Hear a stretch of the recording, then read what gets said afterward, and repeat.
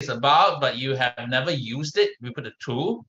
And you put a 3 if you have absolutely no idea what this what RPA is all about. So let me just see what we have here. All right, a couple of 2s and 3s so far. Don't worry, this is not part of the assessment. I want to assure you, this is very much really just to get a sense of how much you know currently about RPA. Hey, yes, couples of 2s and 3s still. I don't see any 1s. That's good because that means that you're in the right course.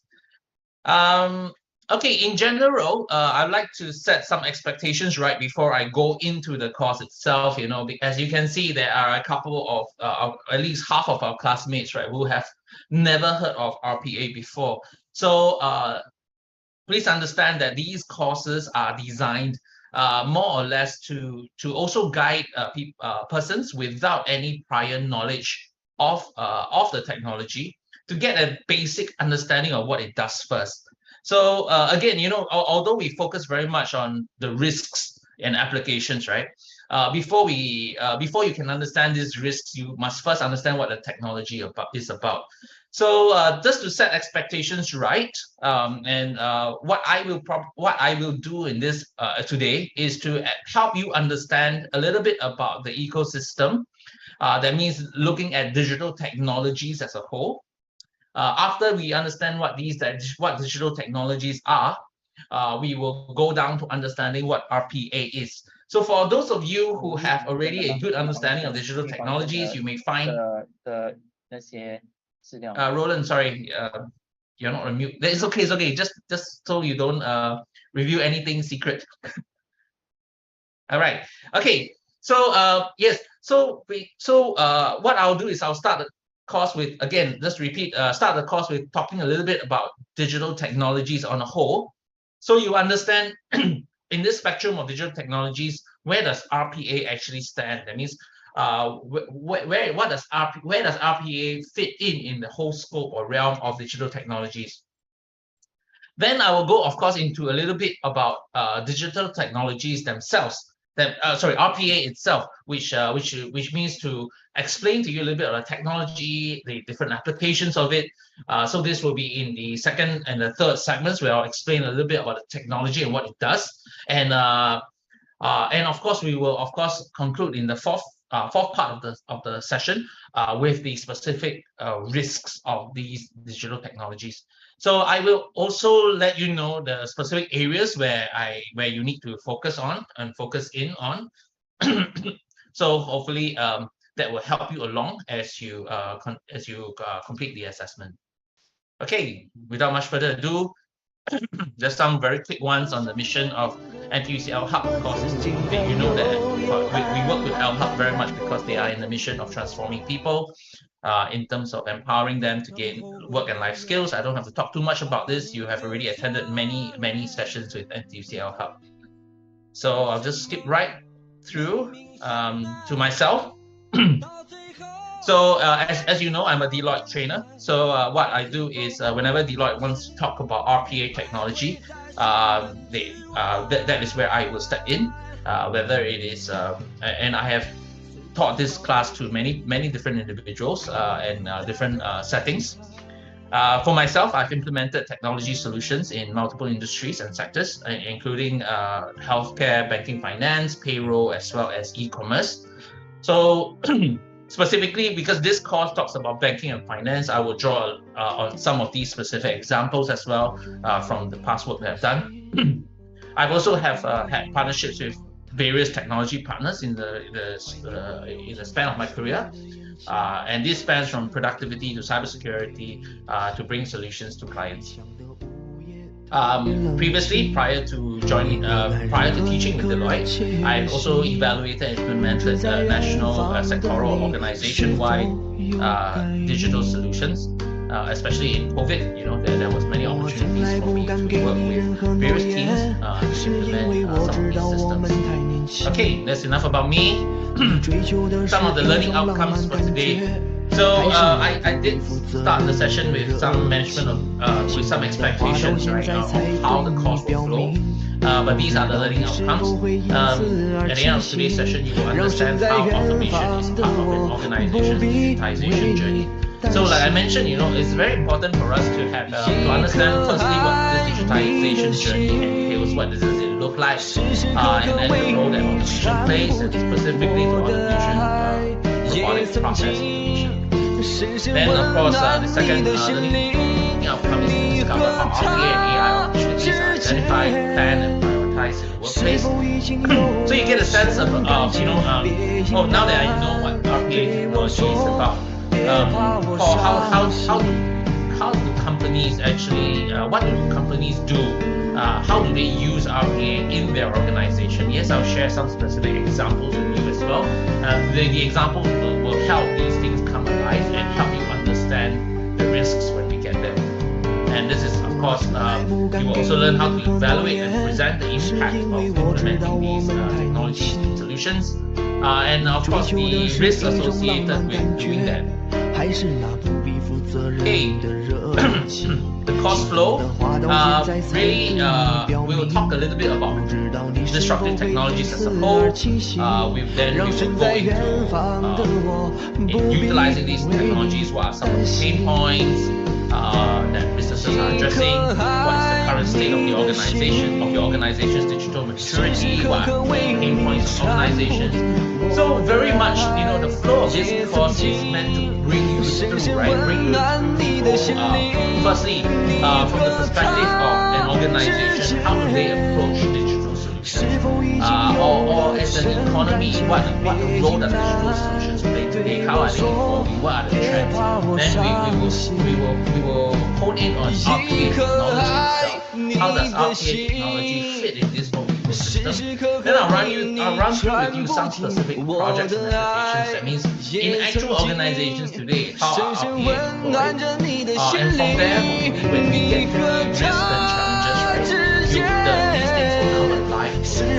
Now, of course, the caveat is, for those of you with a little bit more knowledge about RPA or about digital technologies in general, the first part of the morning may seem a little bit draggy to you, but I seek your understanding and cooperation, in terms of flow with me as I bring you through and hope and trust that in the process it will help you as the course goes on to understand these risks and challenges in much better flavor. Okay, so the first part of the morning I will talk about digitalization, digitalization, and digital transformation. So before I go into the deck itself, of course, the slides, I just want to ask, anybody brave enough maybe to tell me, are these three, okay, so if, okay, maybe time in the chat is better.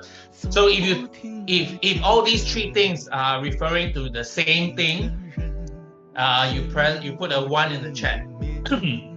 If you feel that each two of these are very similar and one is totally different, put a 2 in the chat. And if you feel that all three of these things are absolutely different, put a 3 in the chat. Okay, let's have this quick and concise before we go into the content. Okay. Let's see. Okay, a couple of 1, 2, 3s. Razib, I like your answer. Same but different. Okay.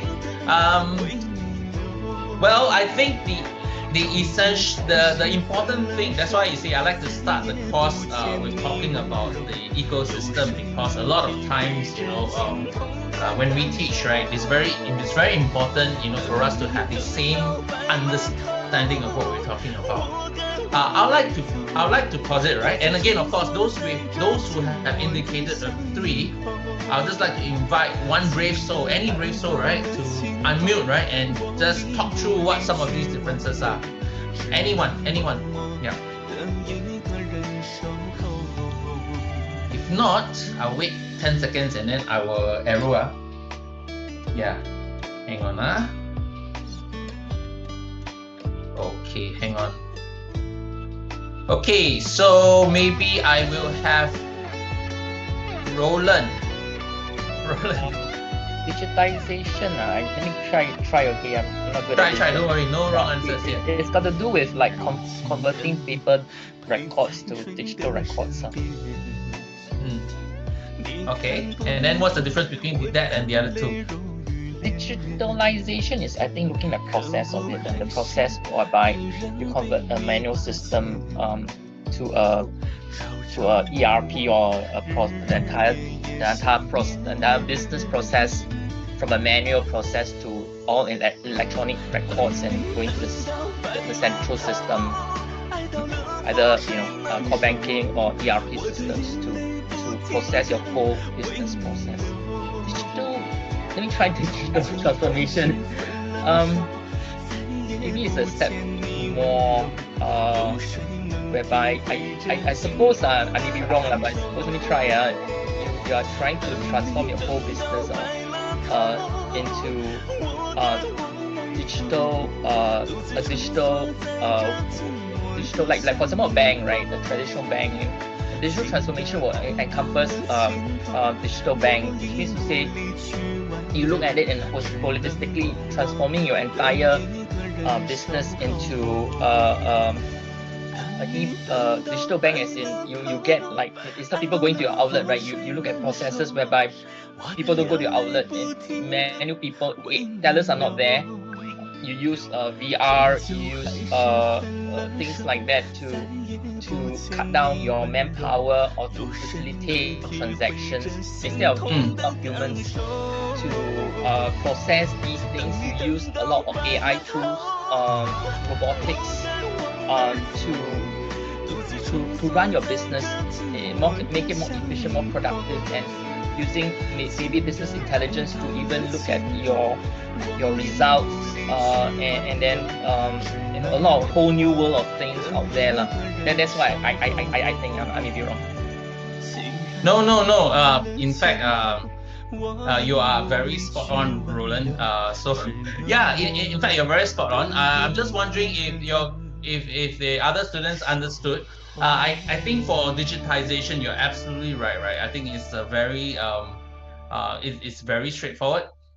It's really about the converting of the file format, and I will run through the slides later to expand very much on what you have shared, Roland. But in short, I think what Roland is sharing about is spot on. One is the format, the digitalization is more process focused. Digital transformation is really the whole disruption, what we call the disruption of the way that the business had originally worked. I'm so sorry. I'm just going to request another 2 minutes from you guys because LHub just called me again. Just texted me again. I need to go and try out on the on their section. Just give me a second, 2 minutes on that. Thanks.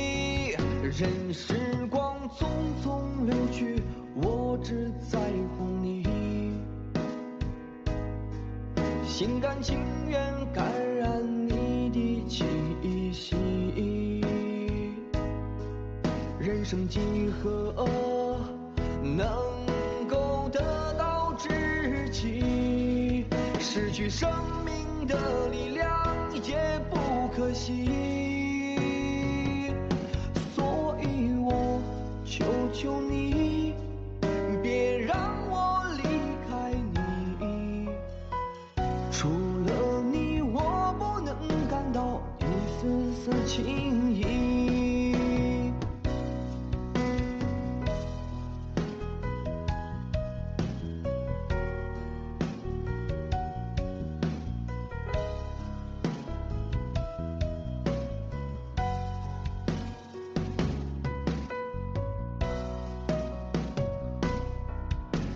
如果有那么一天，你说即将要离去，我会迷失我自己，走入无边人海里。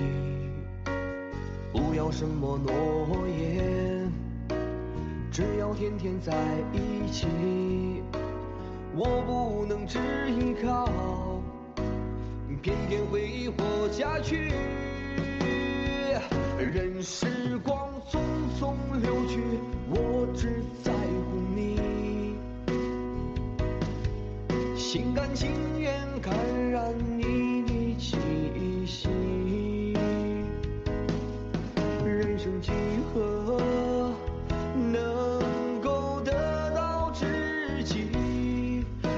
许生命的力量也不可惜，所以我求求你，别让我离开你。除了你，我不能感到一丝丝情意。除了你，我不能感到一丝丝。Okay, guys, my apologies. Now I can already give you the QR code. So let me just flash it. Okay. Okay, let me know, guys. I'll just leave it here on for the QR code for about 5 minutes. Not 5 minutes, lah. Couple more seconds. Once again, please just scan the QR code and check in. Sincere apologies, they just resolved the login issues.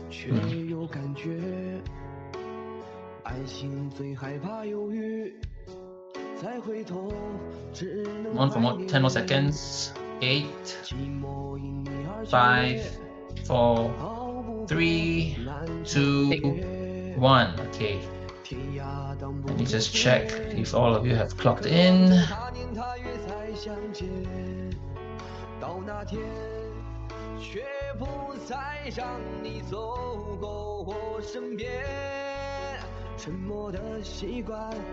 Just make sure that all of you have clocked in. Hang on.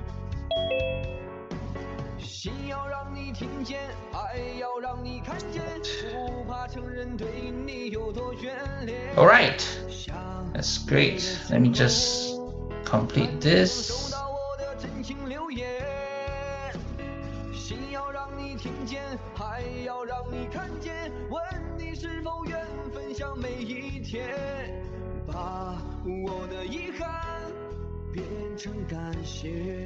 Okay, now we can get back to the course. Okay, so once again, sincere apologies for this. So what happened is that, technically as trainers, every time we use our same credentials to log in, but the last few times we have been training, for whatsoever reason, I think if there is more than a month since the last time I've conducted the training, they sort of like purged my credentials, so I can't even reset the password. So they needed to do that back then for me, so hence the delay. Once again, sincere apologies for it. Thank you so much for your patience. Okay, back to the course. Earlier on, Roland gave a very, very good summary of it. But I do need to walk through it with you guys, because I know that there are students here with at different spectrums of their understanding about digitalization or digital transformation. This first segment in the morning is so that we are all very clear of this difference, because at some point in time you need to know RPA in terms of talking about robotic process automation. Where does it fall on this spectrum? Now, it's important to know this is because usually, and I say this is usually because there are instances where in an industry or a sector is disrupted. That means they don't go through like a digitization process first, then a digitalization before they get to the transformation stage. They just transform straight up. But for the majority of businesses, they usually go through, or majority of organizations, they actually go through this sort of one stage after another. So it's important to know this because when we talk about applications, just because something is good doesn't mean that the timing is right for the technology to come in. So first and foremost, as what you heard Roland mention earlier, the digitization is really the conversion of a format. So it is conversion of an analog information or physical information into digital formats. So for most organizations, this should already be done today, right? But you'll be surprised, how many organizations or businesses still maintain analog information today. But you may ask, Paul, what is analog information? What is physical information? And what does it mean to be in digital format? Really, some definition for you: digitization is the process of transforming this analog physical information into digital. It involves using digital technologies, so it uses some technologies to convert information, data, or physical objects into digital form that can easily be processed, stored, transmitted, or manipulated using electronic devices and software. So some examples, this some examples, and after my example, I want you all to give me some examples in the chat, right? Some examples of digitization include, you convert paper-based document into electronic file. So last time you fill out a physical form or application form. Some people, a lot, you'll be surprised, was interviewing some candidates on behalf of one of the clients, right? Then the application forms were all still paper format. Yeah, paper format. Yeah. So of course, some organizations have made it fully online. That when you do your job applications, you submit all this information online today. So another example is videos. So it's beyond just paper documents and to electronic files. It could be a video. Originally, it was stored in VHS. I'm not sure how many of you have seen tapes before. If you have seen the tapes on the left, whether it's cassette or a videotape. So of course the video has stored into a digital format, MPEG, for example. An audio cassette is actually into an MP3. Of course, today all of you, I believe, you listen music from iTunes or Spotify, or all the music that you consume today are all in digital formats. But not too long ago, and when I say not too long ago, is within a 15 to 20 year time frame, we were still consuming music through audio cassettes. Then, of course, there are the receipts. So it could also be, the conversion, the digitization process could also be not in terms of. So you see, looking at the receipt example, right? Digitization could be, last time I issue physical receipt, today I issue a digital receipt. That's one way. But other than that, right, when we capture the receipt information today by taking a photo of a receipt, that is also a digitization process. So why? Because in the past, because the purpose of keeping the sheet, right, or the receipt is that you want to convey the information on the receipt downstream to somebody else. So in the past, you may have kept the receipt or filed the receipt. But today, instead of doing the filing or taking or keeping the physical receipt, you are actually taking a photo of it and storing the actual photo. So the focus of digitization really is the focus on the changing of the format of the information and not the process. So it's really, so if you look at all these examples that I gave you, right, the idea is really a focus on the format change. So now down to you, right? Because I need to test your understanding. It's very, very important for us to have a good understanding of these differences. So on the chat right now, just give some examples, right? Some examples, and you can make any examples, and then we'll talk through some of these examples. Give some examples of what you understand or how you see digitization today. Yes, Kodak film to digital image. Yes, that's good. Digital IC. Okay, so last time your IC was in physical, still is today, but we have a digital IC. Very good. Come on, the rest of you. I need to see at least 10 examples because trust me, this is everywhere. Very good, Michelle. Very good. Ebooks last time. So just to, while the rest of the class is thinking, right? The ebooks are beyond just the storybooks, right? First of all our bookstores start closing. It started from Borders, then and then the small mom and pop bookshops are also closing, and basically that's because of the Kindle, and a lot of the transforming of the ebook, the contents of a physical book into an electronic book. But beyond that, the schools, they're also doing that, right? The schools are also transforming their textbooks or their assessment books, or they into a digital platform. For those of you who are parents, you've probably heard of things like SLS, etc. Physical forms to TIFF. Oh, you mean like a picture, like a TIFF format? Okay. Thank that. Come on, guys. Streaming Netflix. But we see how is Netflix? Okay, this is very tricky, right? So we see you need to break down this example a little bit. Not saying it's not correct. You need to break down the example a little bit because Netflix in itself is not a change in the format. Yeah. Okay. Yeah, Yes, because Vicky, go ahead. last time it used to be you have to download the thing. Now is because of 5G faster connection, you can just do streaming. We don't have to wait for the download. So yeah. Okay. So while your example is right, this is not exactly digitization. This is not exactly digitization. This actually falls under digitalization, but we take one step back. So remember that for digitization is changing the format. That means last time the format is an analog format. Now it is a digital format. So if let's say it's shoe, right? So you are also, you say it used to be VCR rental to streaming. Now this is also more of a process. I know it's hard, okay?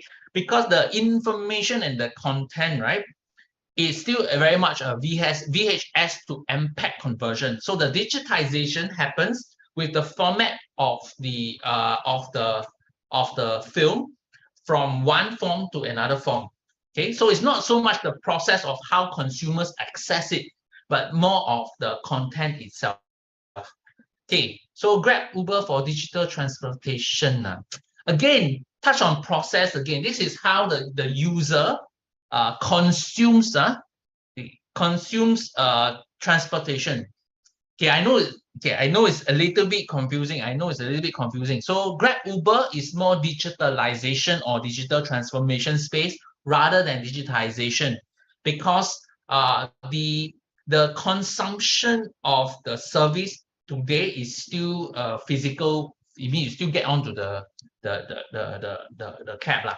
Okay, nomination form, application form to online. Yes, very good. Sule, that's a very good example.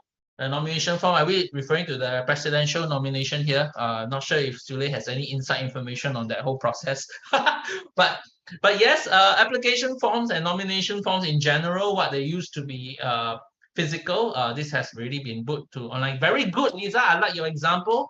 Physical newspapers to digitized format. Not too long ago, you remember there's physical papers in newsstands. You may still get a semblance of this on flights if you ask for newspapers. I think there's some. Oh, in fact, I've not seen these newspapers on flights for a couple of years now, but yeah, so it used to be physical newspapers that are sold on newsstands, and there were newspaper delivery boys that were throwing newspapers into landed estates. Today, all of us, when we want to read the news, we will log into our tablets or our devices to access the digitized information. So very good, Lisa. On point on that example. Paper money to e-payment. Tricky. It's more a process change than a format change. Now, explain to you why. Because I will not touch on this now, but paper money to e-payment is more of the process, because this is how it deals with how people consume rather than the format. The paper money still exists today. The digital numbers the digital number don't have a value in itself today lah. So because of this, right? This example, Razik, is still more digitalization than digitization. So you see, even though you know the definition, right? It's not that easy to tell the difference, right? Okay, vinyl records to CDs, that one confirmed. Okay, confirmed. Not so much to CDs, but to digital music today, MP3. When you convert from, of course, it has to do with how you're recording the information and how the information is stored. So thanks, Pinto, right? Yeah, Pinto. And then paper to PDFs. Okay, that one is fine. Analog voice to digital. Yes, very good. So last time today you have a lot of digital recordings of a voice. Yes, that's okay. Banner advertisements to digitize advertisements. Okay. Again, how people leverage on the to capture the consumer's attention. Okay, so but in itself, if you're looking, if you're saying the same banner that used to be, that used to be that is used to be hung on a, I remember, it used to be hung on these fences, these green fences that we used to have everywhere. We used to, and businesses used to hang banners there. And today we don't see any of it. Of course, a lot of it is because the government put a stop to these type of displays. And a lot of us have moved to the digital format of advertising. And again, right, that is, although yes, it is true that there is a change in terms of the format, but because of the purpose, right? The purpose was really to reach different channels and not so much focus on the conversion itself, because the actual banner may be slightly different as well. So back to the definition, right? So once again, remember that for digitization, okay, digitization is really you must imagine last time it is this format, then today it is done in this way. So of course the paper to digital file is the best way to look at it, because that happens and affects every part of our lives, from video, whether it's video or audio, to a MPEG, to a MP3 kind of format. That's also good examples of the digitization process. So remember, last time it was an analog or physical, and then today it exists. You converted it and make it digital to be accessible. That is what digitization refers to. So remember, format, not process. Now, we go to digitalization. So the digitalization is basically saying, I use the digital technology to change a business model and provide new revenue or value producing opportunities. Okay, so back to your examples, right? Anyone, tell me. So which one of these examples sound more like this? I give you the definition again. Use of digital technology to change a business model, provide new revenue or value producing opportunities. Yeah, Paul, it sounds like okay. Snail mail to email is very good example we see of digitization, the previous one. But when we talk about banner advertisements to digitized advertisements, it's actually more about digitalization. That means the business model, the way, or even like Uber or Grab, right, is also more in the digitalization realm. Now, the thing that you need to understand is this, right? So you may ask, so Paul, actually, are these two examples actually digitalization or digital transformation? Okay, never mind. I don't want to rush, okay? I don't want to rush. I want to run through first what digitalization is. Then after that, I let you all discuss and then tell me, okay? So once again, so digitalization, of course, I gave the example of the receipt. I like the receipt because it exists even today. Every one of us receives receipts, so we sort of know what it means. So we have the physical receipt. So we talked a little bit earlier on about how we use the physical receipt, and then when we transfer the physical receipt into either through take a picture, or through issuing of digital receipts, we have a receipt in a digital format. Understand, Paul? That was digitization. Now, of course, we make the receipt a digital format for a purpose. For a purpose, right? We do it for a purpose. So that purpose could be claim submission. That purpose could be just proof of purchase.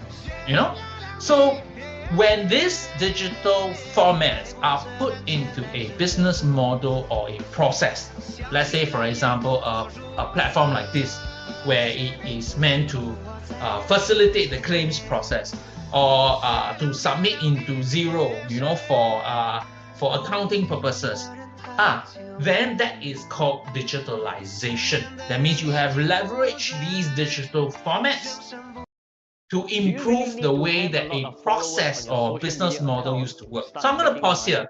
I'm going to just repeat this example one more time, okay? Because sorry guys, it's very important you know the difference, because when I touch RPA, if you don't understand this, right, you will get lost very, very quickly, trust me.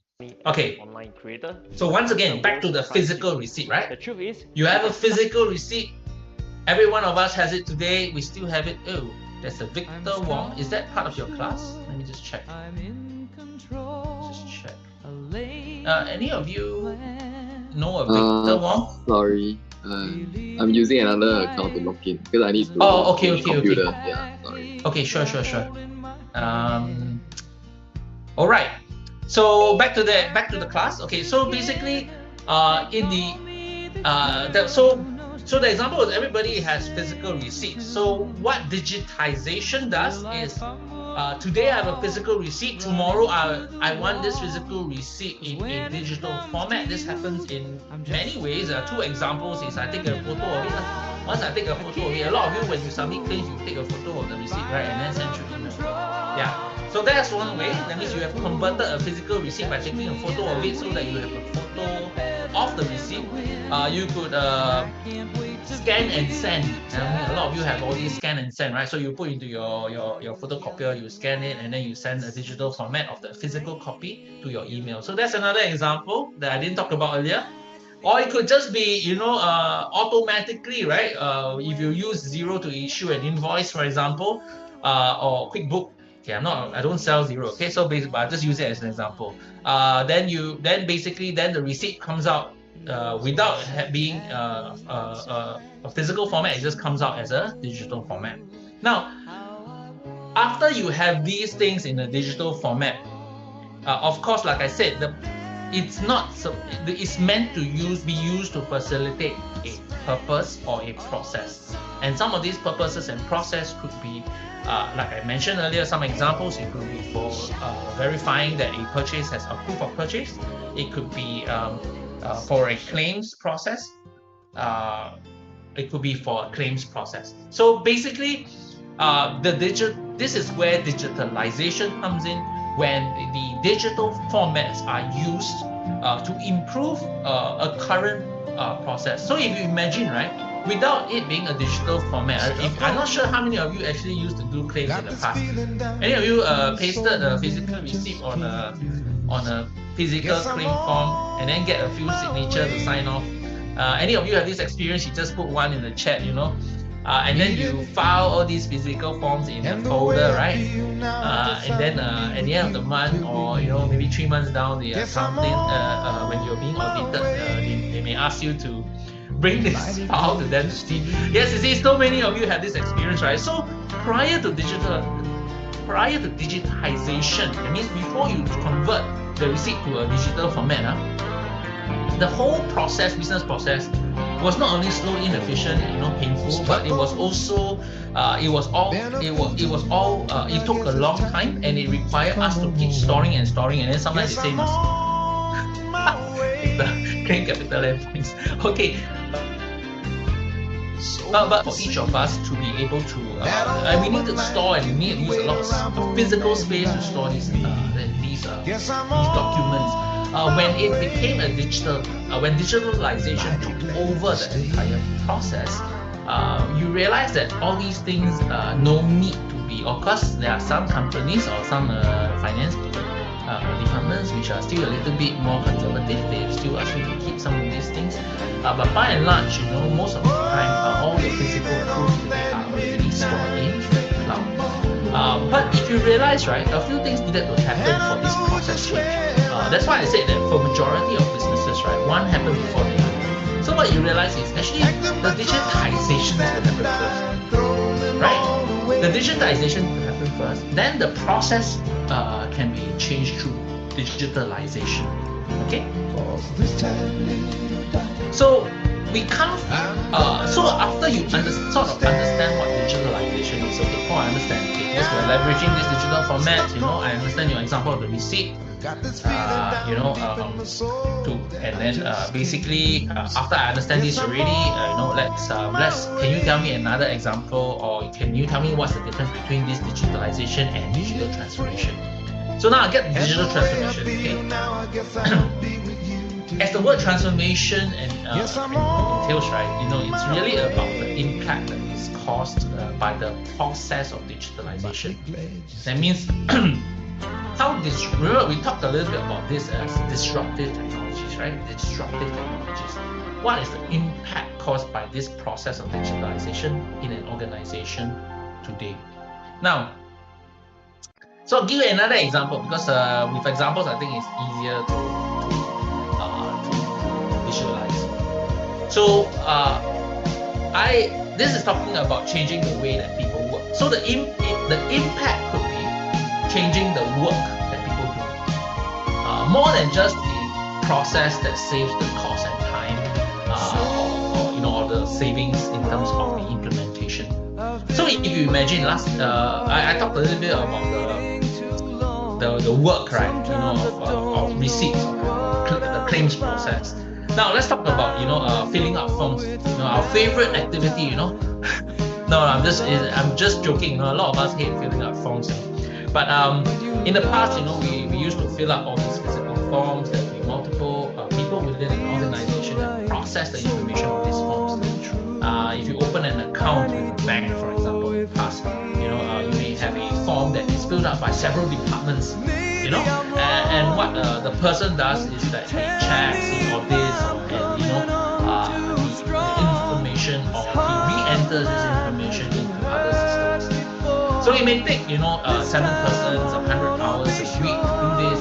But what happens is that when there is digital transformation, not only do you have cost savings. So the cost and time savings is really okay. Last time I need 7 people to do it. Today I only need 3 people to do it. But it also brings about other things such as increased coverage per staff and quicker retrieval of information. And you realize that actually, right, we don't need people to check the physical form whether it's filled out correctly anymore. If we don't need to do that, the system does it for me. Then I don't need to have so many collection centers anymore, or booths, you know, or where a person sits and faces a customer anymore. So here's another example, okay? Okay, sorry. So the another example would be like this. So earlier on, one of your examples was I love it. It was talking about physical newspapers into a digitized format. Now, remember that the digitization is just changing the physical paper into a digital paper. But but how did it transform the way that news was delivered? Is like this. It opened up 2 opportunities.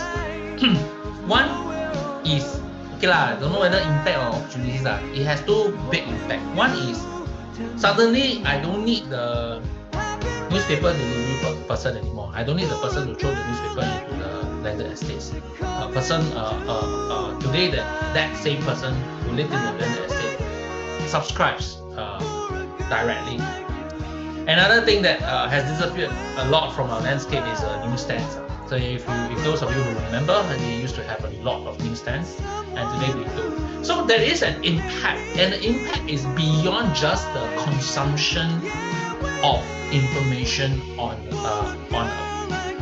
the daily news.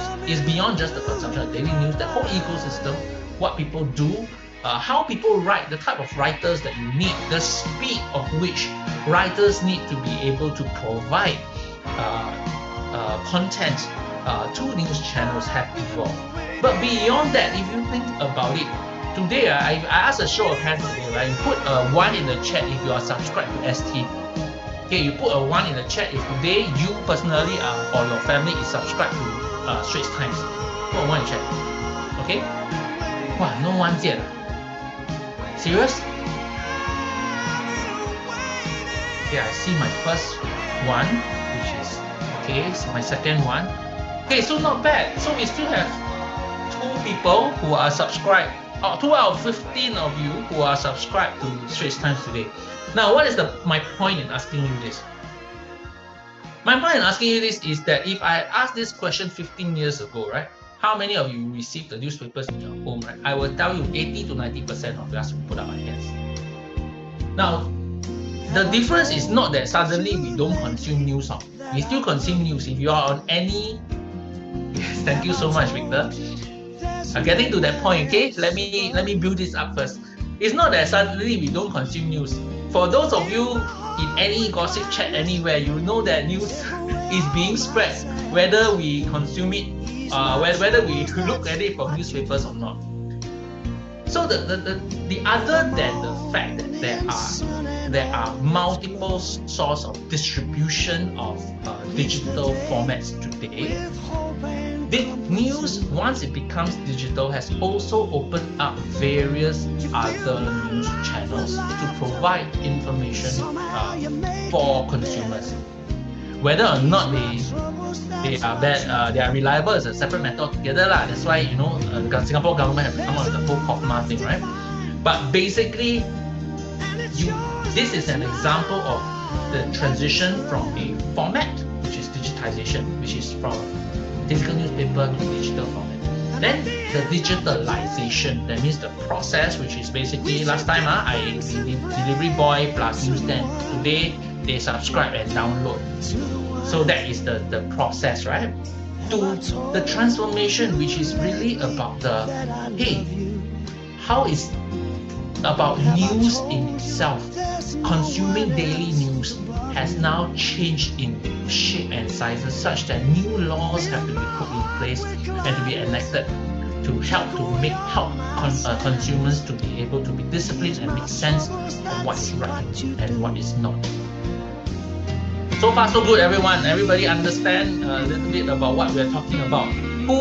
If you are still confused about the differences, you put a 0 on the chat, okay? If you are still confused, Paul, I still don't understand the differences. Remember, I can't move on unless you know these very important differences between digitization, digitalization, and digital transformation. So I'm going to leave another 10 seconds for you to put 0 and 8, 5, 4, 2, 1. Okay. Great, everyone. So everyone now knows, differences between digitization, digitalization, and digital transformation. Now we come to automation. So just because something is digitalized or has been or digitalization has happened, is slightly different from the discussion of automation. Now, why do I say that? Because automation is really the implementation of this technology on a process with little or no human interference. So remember that you can still have digitalization, but human as part of the whole process. It could be by design, and it's by design for a number of reasons. It could be by design because the process requires it. It could be by design because different departments handle different things. For example, right? So, or it could just simply be because there's a portion of the process that you want certain checks to happen, or physical human has to make an assessment of it. For example, housing loans. Give you an example, housing loans, right? For banks, for them to fully automate that whole housing loan application and approval process should be stick of finger super easy. But we all know every individual, right, has a slightly different, more unique circumstance. So at some point in time, they wanted to take this process offline, such that a human does some risk assessment in a slightly more holistic manner, in a slightly more humane manner. But in instances where these are not required, right, is where we talk about automation. That means when a process moves from stage 1 to 10 without any human interference, that's what we refer to as automation. Now, the role of automation in digital transformation is a little bit like that. So as I talked a little bit about it, right, the first thing you have to do is digitize first lah. If today you don't even have receipts in digital format, then I would say maybe the organization can think about doing that first. Because if if your receipts are today not even digitized, right, or your newspapers are still in a physical format, you know, how are you going to automate? How are you going to automate it? So remember, for the receipts, I think I went through the whole example, right? It's quite clear. You can see how it automates a process like claims process. But for newspaper, I will tell you, last time, how the reporter provide content. They write on their newspad, then they type out in Microsoft Word, and then the Microsoft Word email, the editor adjusts. And today, you know, that whole process is totally different.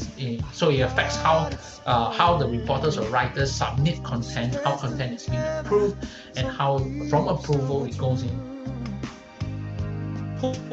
That is what we call automation. But if you do not first digitize it, if you do not first convert what you write on your notepad on a Microsoft Word, for example, right? The automation sequence cannot happen. So once again, the digitization has to happen first. Then this is followed by automation, and simple automation basically relieves staff of mundane and repetitive tasks. And then we come to a hyper automation. So when we talk about hyper automation, is this today, last time, one organization use one technology, wow, quite can already. As long as the one of the organization just use one technology, can already. Today, right? The reality is that most of us we in our jobs or occupation, we touch multiple technologies. Just give some examples. We will touch the Microsoft ecosystem. Whether you touch Outlook you touch Word whatever, or Excel, you will touch Microsoft. Or Google Google Workspace. Let's be fair. Okay, since I'm teaching on technology, Google Workspace or Microsoft Office. Then you will also touch your company's CRM your company's CRM, ERP, intranet, if you have that. These are at least two. Then if you have an internal chat system, that's the third system that you touch. Or if you have to submit your leave, that's a HR system that you have to put on. Then if you have to touch finance or submit request or procurement, then there's another system altogether. So today, right, you will realize that while the transition happens like this. First, I digitize, right? Using the back to the receipt example, I digitize first. After I digitize already, right? I automate across the process. And I like what Victor mentioned, refinancing of housing loans. Yes, today that is a fully automated sequence. I don't see any humans in that whole process. In the past, there was still a lot of human touch and exchange of physical forms that you fill up. Today is an online submission, and then it's an online approval, package selection, reply, and then done deal. Yeah, very good. So but some need some human to justify some terms. Yeah, if you want to deviate from if you want to deviate from what the threshold allows based on what the person fills in, yes, you need a human to do that. You're absolutely right. Okay, but back to the automation thing, right? So remember back to the receipts thing. So what has happened is that, as digitalization happened in organizations, a lot of isolated processes were automated. Your claims process was automated. Your finance process automated. Your procurement process automated. But these three processes are actually part of the work of a department. And actually, right, everyone, if you reach a stage where, actually, these three systems should be joined together. If they are not joined together, then be the person to join it. So when we talk about hyper automation, it's really how do we incorporate all these, all the different isolated automated processes to put it into a hyper automation. I like to give example of banks. 10 years ago, and this is so recent, right? 10 years ago. So the banks have done digitization very well, right? So they have, today I fill up. It's actually quite disappointing. Today I still fill up physical forms at the bank teller, but never mind. But basically, I like to give an example of banks is because, and a very specific example in banks is called change of address. Change of address. So as you all know, right, 10 years ago, and this is very recently, even as 10 years ago, right? Whenever I move, or whenever somebody moves his place of residence, as recently as 10 years ago, if you maintain multiple relationships with the bank, and what's multiple relationship? It means you may have a savings account, you may have credit card account, you may have investment account, etc., right? If you have multiple relationships with the bank. Do you know that 10 years ago, I need to individually write to each of these that means I need to inform the savings account that I changed address. I still need to inform separately the credit card that I've changed the address. I need to inform separately the investment account that I've changed my address. Because hyper-automation has not taken place, although automation has already happened in each vertical, right? But of course, today is a totally different story lah. I can change my address from one channel, and then all the different channels are updated with the information, with my new address information. Now the question is, how is this being? How is hyper automation achieved today in this? Yes, very good. Ping pong, very good. SingPass is another example of how hyper automation takes place.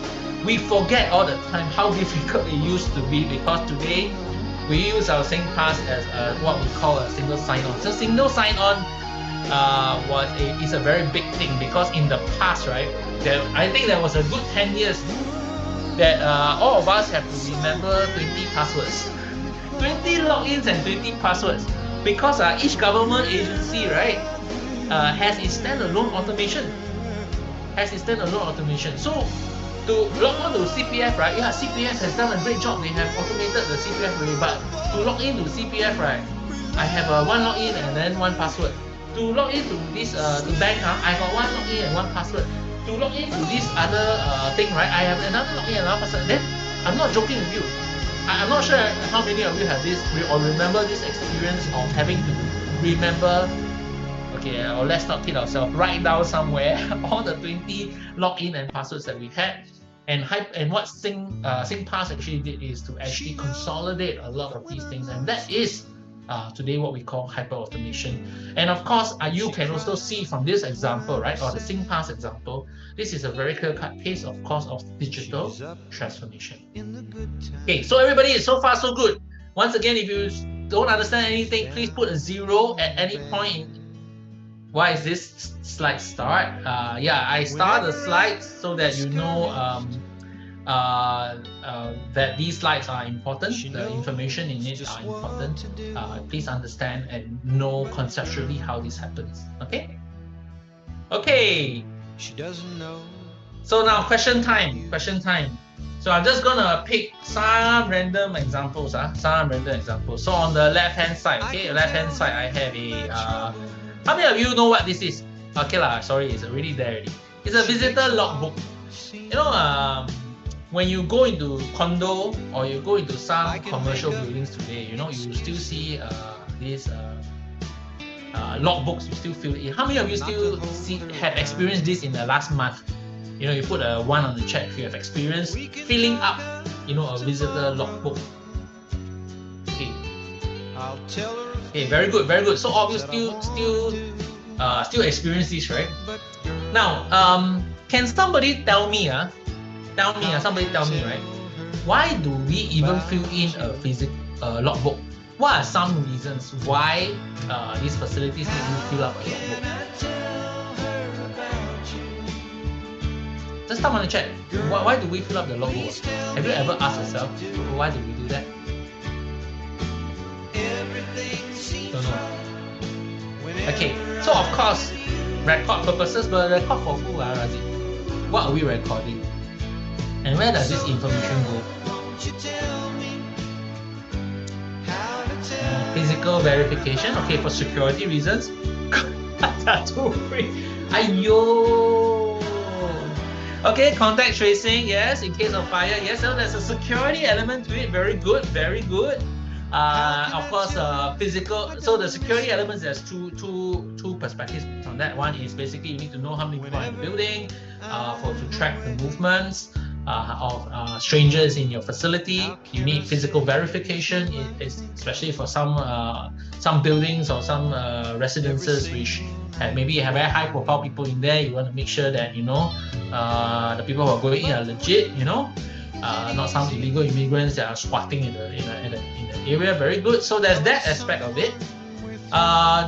More recently, due to COVID, there is also some contact tracing requirements, for in case there are any outbreaks of COVID, there's a way to track who has been in contact with. But did you also know that these logbooks are also used to track the security guard and whether they clock in or clock out at certain hours, because guards are also paid by the hour, also by the day. So basically, this is also a mechanism to also make sure that the guard on duty is really on duty and should be paid on that particular day. So when you have a physical logbook like that, is your pathway, if your first step digitalization or automation. So okay lah, so 1, 2, 3 so much already. So let's ABC this, okay? A for Paul, this particular security company should digitize their records. Or B, this says they are ready for digitalization. Or C, for automation. A, B or C. Okay, very good, Razid. Okay, Ding Kong, thank you. Okay, very good. So you guys know, right? You guys know. Okay, so very clearly, Paul, this is A. So obvious to me now. Okay, don't have to test me anymore. Okay, very sure what digitization is already. This is great example. Wow, I don't want to best Paul if I don't ever fill up this form ever again. I don't want to see a physical logbook ever again. Okay, thank you everyone. Okay, on the right hand side, we have a home packages program assessment tool. We read from Australia, because although Singapore has a lot of these assessment tools as well. So this is used very much in healthcare, because I have a healthcare background as well. So it's used a lot in healthcare to make assessments of, or it could be any onboarding form that you fill up, right? It has these various categories. And today this is a form that is kept in a Microsoft format.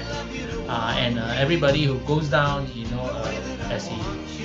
So this is an example of something that is already in the digital format. Okay, it's in digital format because they are no longer filling up a physical form, but they have already put this into Microsoft Word, and so whenever the nurse or the assessor fills up the form, he's already filling it up with a laptop, okay, digitally. Now, next step for them, of course, is how does this link digital form stand alone today, link up with the rest of their systems? For example, their CRM system. CRM basically is like how do they keep track of the patient information system, because this is a healthcare thing, right? How does it link to billing? How does it link to services and services scheduling? Today, to link all these things up. So first and foremost, for the form itself, they have digitized it.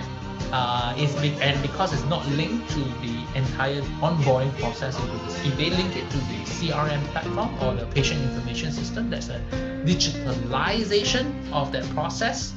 And of course, if this is an automated sequence, that means the moment they fill out the form, is in their patient information system and leads to automated booking of services slots for the client, then we can consider this as a digital transformation effort.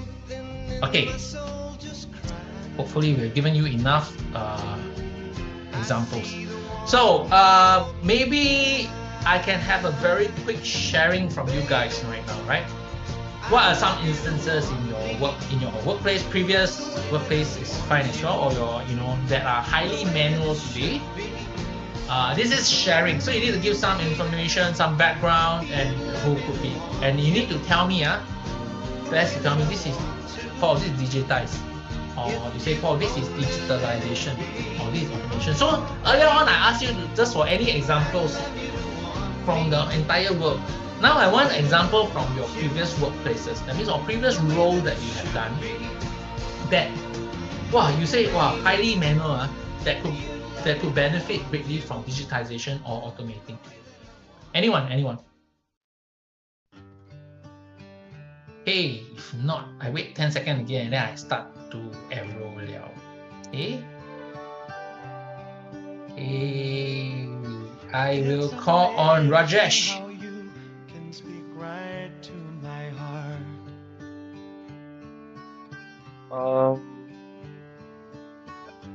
Previous workplace.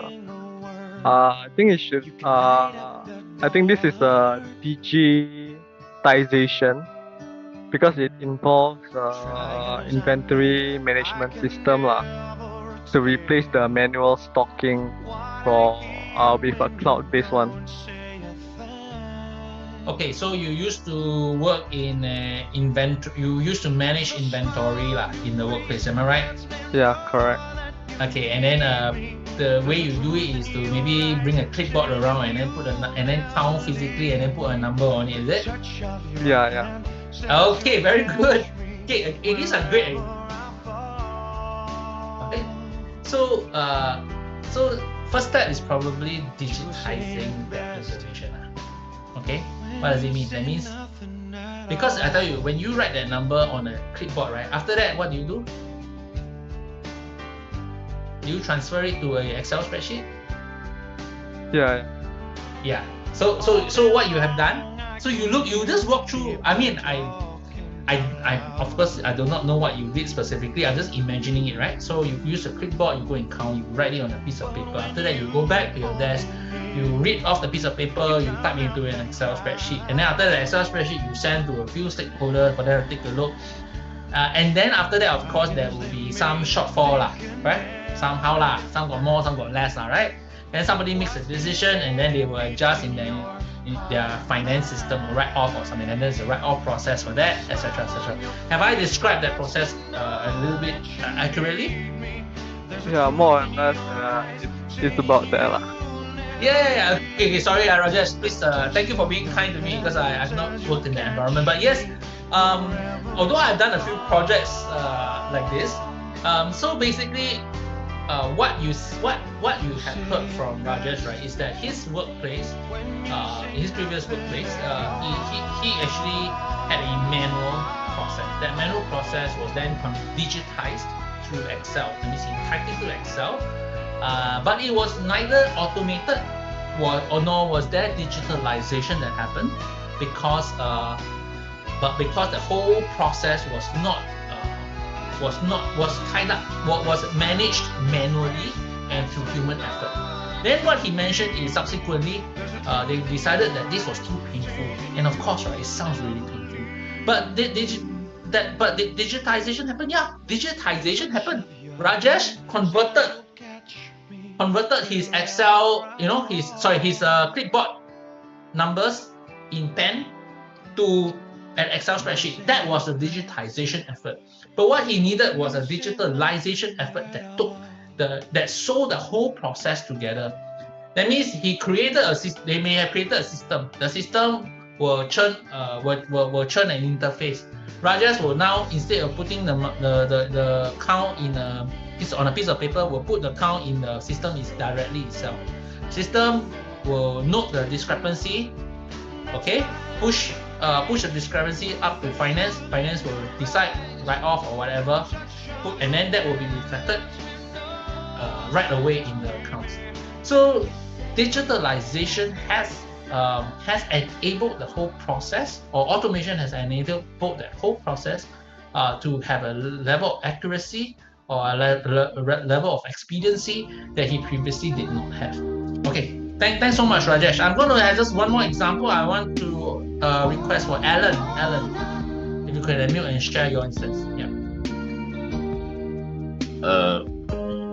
Sorry, come again, what would you like to share? Basically, an instance from your previous workplace or previous role that were highly manual, and what you felt it could benefit greatly from if you digitize or you digitalize it.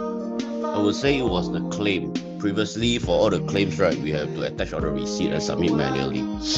So right now, everything we can do it with scan, and via scan, then accumulate it together and send by email. Okay, yeah, very good. So this is an example that we talked about earlier as well. So thanks for making me feel that yes, I've got the right example out. We all have this experience before. Okay, so you have heard also from me, and you have heard from your fellow students. There are many instances today in our workplaces that could benefit from digitization or automation. So the question is, because there are so many examples, simply because these happen so often, and companies and organizations are constantly evolving. There are a lot of technologies out there that help to facilitate this process. Okay, so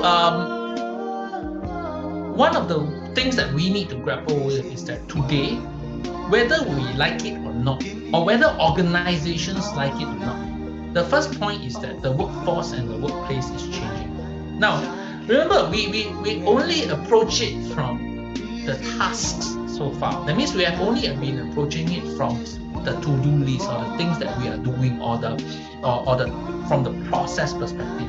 But remember, the workforce is also changing. The workplace is also changing. The way that we organize our workplace, our offices are also changing today. So I'll just give some examples here, right? So you see in education, we talked a little bit about education earlier when there was an example given about books, right? I talked a little bit about how in the past we had many textbooks, many assessment books. Today, a lot of this have already been moved to digital formats or online. We talk about our second example is data storage. In the past, we used to store data in a thumb drive or external hard disk. I'm sure most of you still know what that looks like. But more and more, we see fewer and fewer such storage devices in the workplace. Earlier on, as there was the example was also given on the logistics, on the inventory count, and in that same example, it was also said that Rajesh also mentioned that hey, what, we were going to move that to a cloud kind of solution. Then we move a little bit out of the digital realm, even in cleaning, in the everyday cleaning, right? We have moved away from, I saw this at the MRT station, so I snapped a shot of it. So instead of people, doing the cleaning today, we have a robot that does the cleaning. Interestingly, right, on this aspect, because my background is, again, healthcare, right? So we have also deployed robots, or what we call automated guided robots, right, vehicles, to manage linen and food delivery from kitchen to from laundry to ward, or from kitchen to ward. So these are the changes in the workplace or the workforce. Logistics and payment, I think these are the two things that you hear of or you're very familiar with. Logistics is basically we call a way that we consume taxis, for example, or public transport vehicles.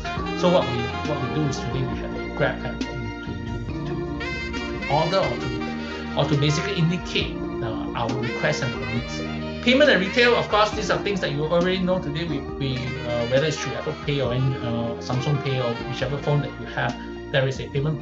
There are many different payment gateways that are out there. Even online, there are many payment gateways that people utilize. Today, today the emergence are digital banks. Have you ever heard of digital banks before? That means there are banks that do not have brick and mortar kind of facilities, or there's no branches. They're just primarily digital format. Yes, Trust Bank, for example, is an example of a digital bank. So what I'm trying to say is that organizations don't have a choice. It's not like they have a choice to want to innovate, to want to digitize or to transform. They because of the way that the whole ecosystem is changing, to stay relevant or to stay engaged with their customer base today, they have to evolve. They have to transform.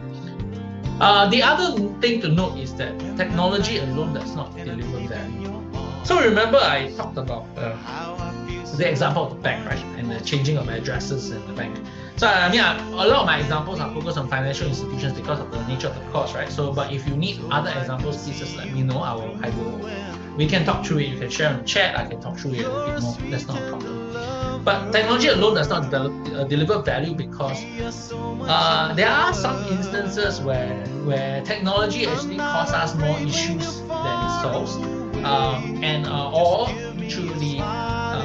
or when it's deployed in isolation to a process, to a singular process, right? It creates frustrations for the client. So again, I've given an example of changing of address at the banks earlier on. There is more than that. Even in organizations itself, remember that just because your claims process is automated doesn't mean that we enjoy the process of we can still be frustrated with a system. How many of you, in your previous work or previous roles have been frustrated with using a system before? Have you heard a colleague say, "Aiya, this system is so lousy or so painful to use. I don't know why I got to create something, an event. I can't duplicate. I need to go and create 73, or 72 times, for a year." Have you ever heard comments like this? Okay, I hear a few people on the chat. Yeah, slow with SAP. Okay, good luck customizing the SAP platform as well. You forgot the word expensive. But I'm not here to criticize. I'm not here to criticize any platform or system, just to be very clear. But yeah, because we all know, right, that technology alone, just because a process is automated, doesn't mean that value is used. A lot of frustrations still for Then you ask, why should businesses care? So I'm just going to just go straight to it. Basically, businesses care about growing business and cost management.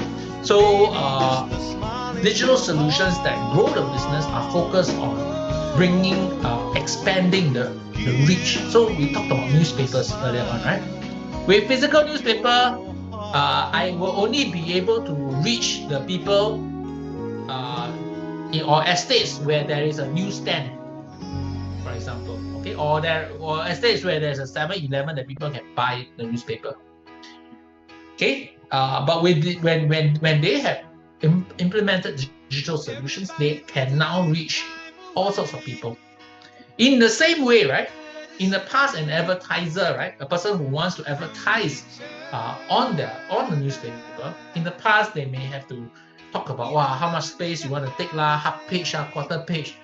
Today, with digital solutions, it's really about they can firstly have more of these things, and secondly, there is high access for businesses who want to advertise on their digital platforms. Now, then there's the costs element to it, right? What are the costs of the newspapers? We talked about it a little bit. Firstly, your middleman needs to earn a cut. Your newsstand needs to earn a cut of the cost. Secondly, there's cost to print newspaper.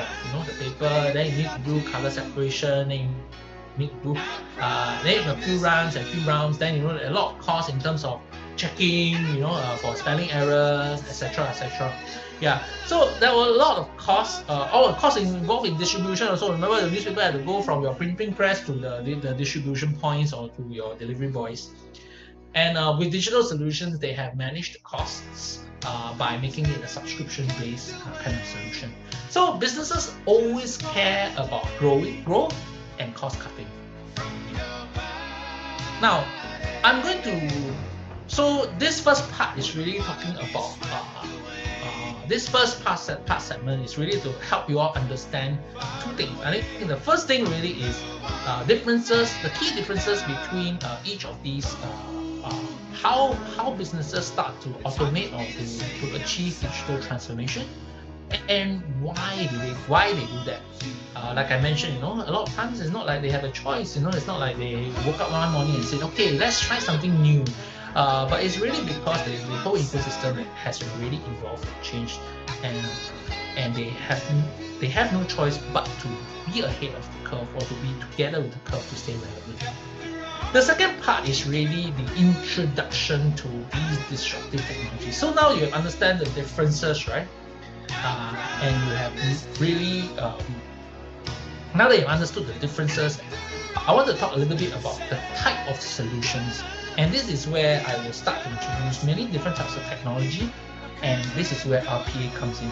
But I would like to maybe pause at this point in time. I'll give you all a 10-minute break. Is that okay? A 10-minute break. Because this part is going to be heavy. I want to make sure that you guys have a break before we get straight to we dive into the disruptive technology. So the time now is 10:35.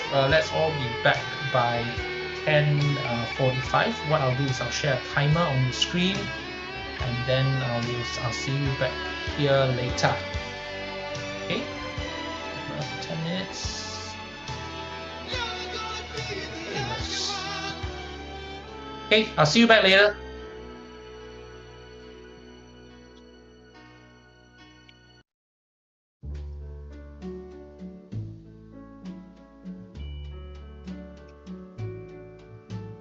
Wise men say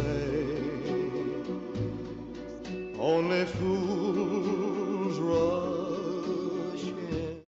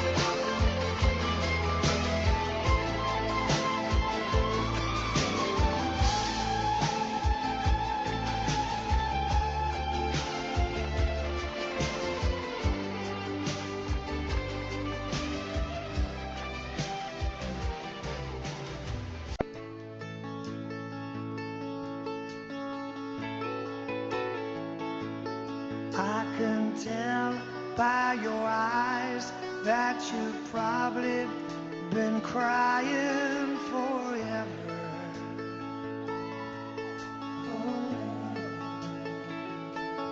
And the stars in the sky don't mean nothing to you. They're a mirror.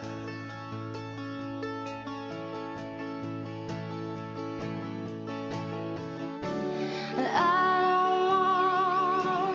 wanna talk about it, how you broke my heart. If I stay here just a little bit longer, if I stay here, won't you listen to my heart? My heart.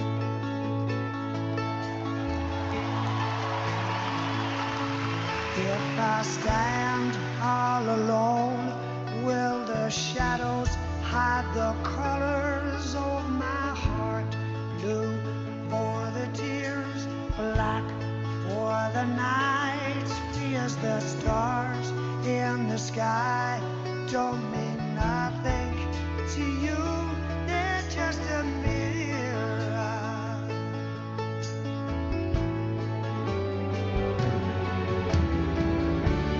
I don't wanna talk about it, how you broke my heart. If I stay here just a Okay, everyone, welcome back. I'll just give everyone a minute more. if I stay here, won't you Just need to take a screenshot this time, so please let your fellow students know to come back. Once everybody's back, I'll take a screenshot and we can take off.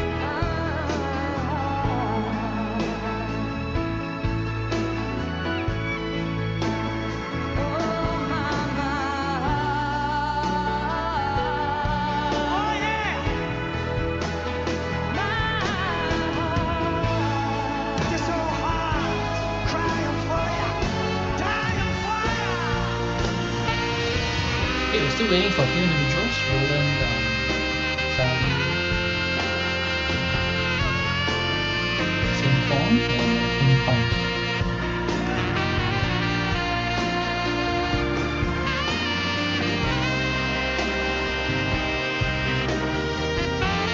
Do you all have a group chat?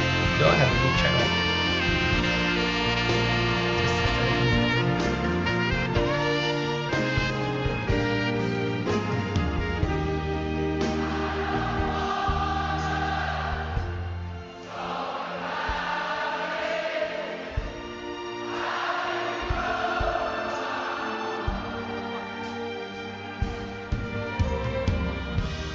if I stay here just a little bit longer, if I stay Apologies, can I just have your help to try to reach out to the three, Ghazali, Lisa, and Roland to request for them to come back. See Lisa.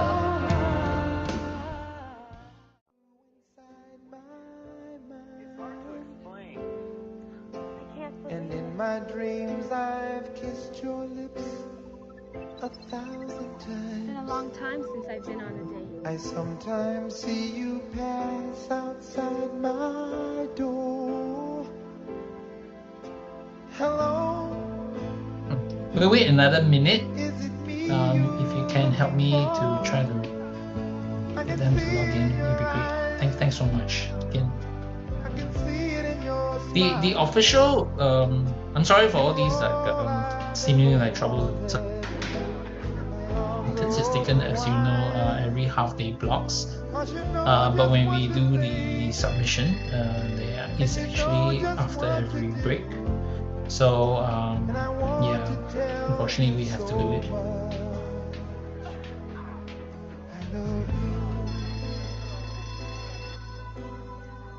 But just checking, do you say that we have to take a photo after every break? Yeah. Mm. Just to inform you, this is the first time we are doing it. Oh, this is the first time you're doing it?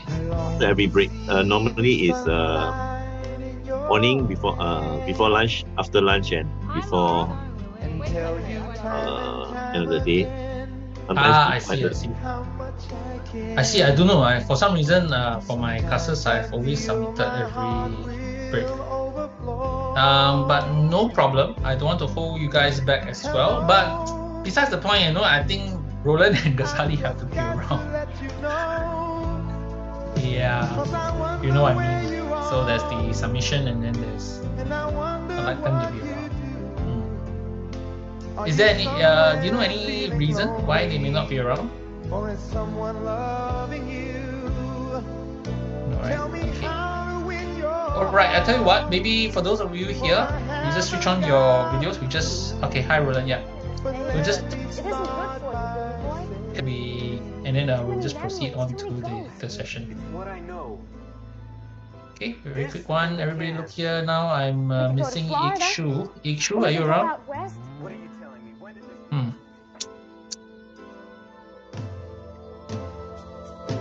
Sorry.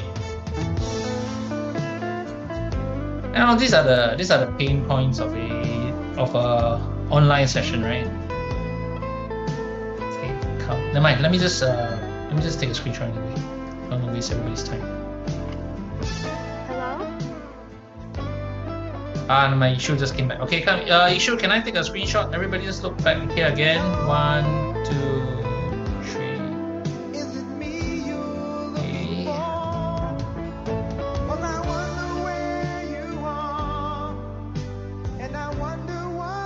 Right. Give me a minute, guys. Let me just translate this. Tell me how to win your heart, for I haven't got a clue. But let me start by saying, okay, so back to our course. Okay, so just to recap about the morning, what we talked about, we covered two areas. I think first and foremost, we covered the difference between digitalization, as well as digital transformation.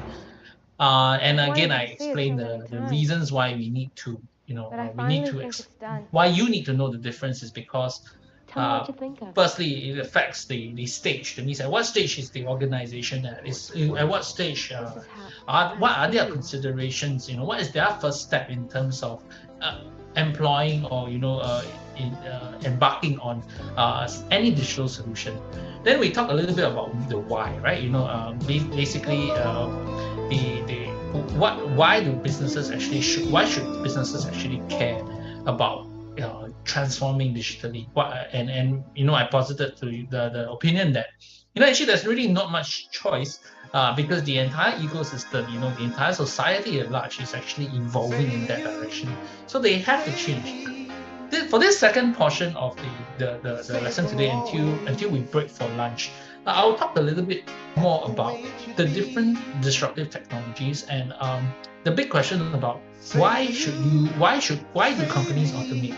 Now, again, back to understanding, what has all this got to do with RPA? Remember that RPA is a digital technology. But unless and until we understand, the larger ecosystem of the differences, what companies do, how do they embark on these journeys, it's hard for you to understand where RPA plugs in that whole ecosystem of digital transformation. Okay, so without much further ado, I'll just get to the presentation. I play it. I hope that you guys can hear the audio on it. But I'll just play it for you. This is a clip on understanding innovation and automation, the story of ICE. Is by this guy called Guy Kawasaki. He's a Canva evangelist, author, as well as a public speaker. He talks about the journey that ICE. So we shared many different examples in the earlier part today. There will be more. I'm going to go into a lot of industrial examples in this particular segment. So we will start off with the story of ICE, and I'll play it right now. second. As we go down life's lonesome highway, seems the hardest thing to do. Let me know if you guys cannot hear. Okay? That helping hand, someone who understands. When you feel you lost your way, you got someone there to say, I'll show you. Say you, say me, say it for always. Can't hear the sound. That's the way it should Can't hear the be. sound. Say you, say me. Okay, I'm gonna play it again. Let me know if you guys can hear it. The third thing is a matter of perspective. The perspective is to jump curves. Not to stay on the same stupid curve that you're on. Not to try to do things 10% better. When we were creating the Macintosh, we were not trying to make a slightly better applique or a slightly better MS-DOS machine. We were trying to jump to the next curve of personal computing.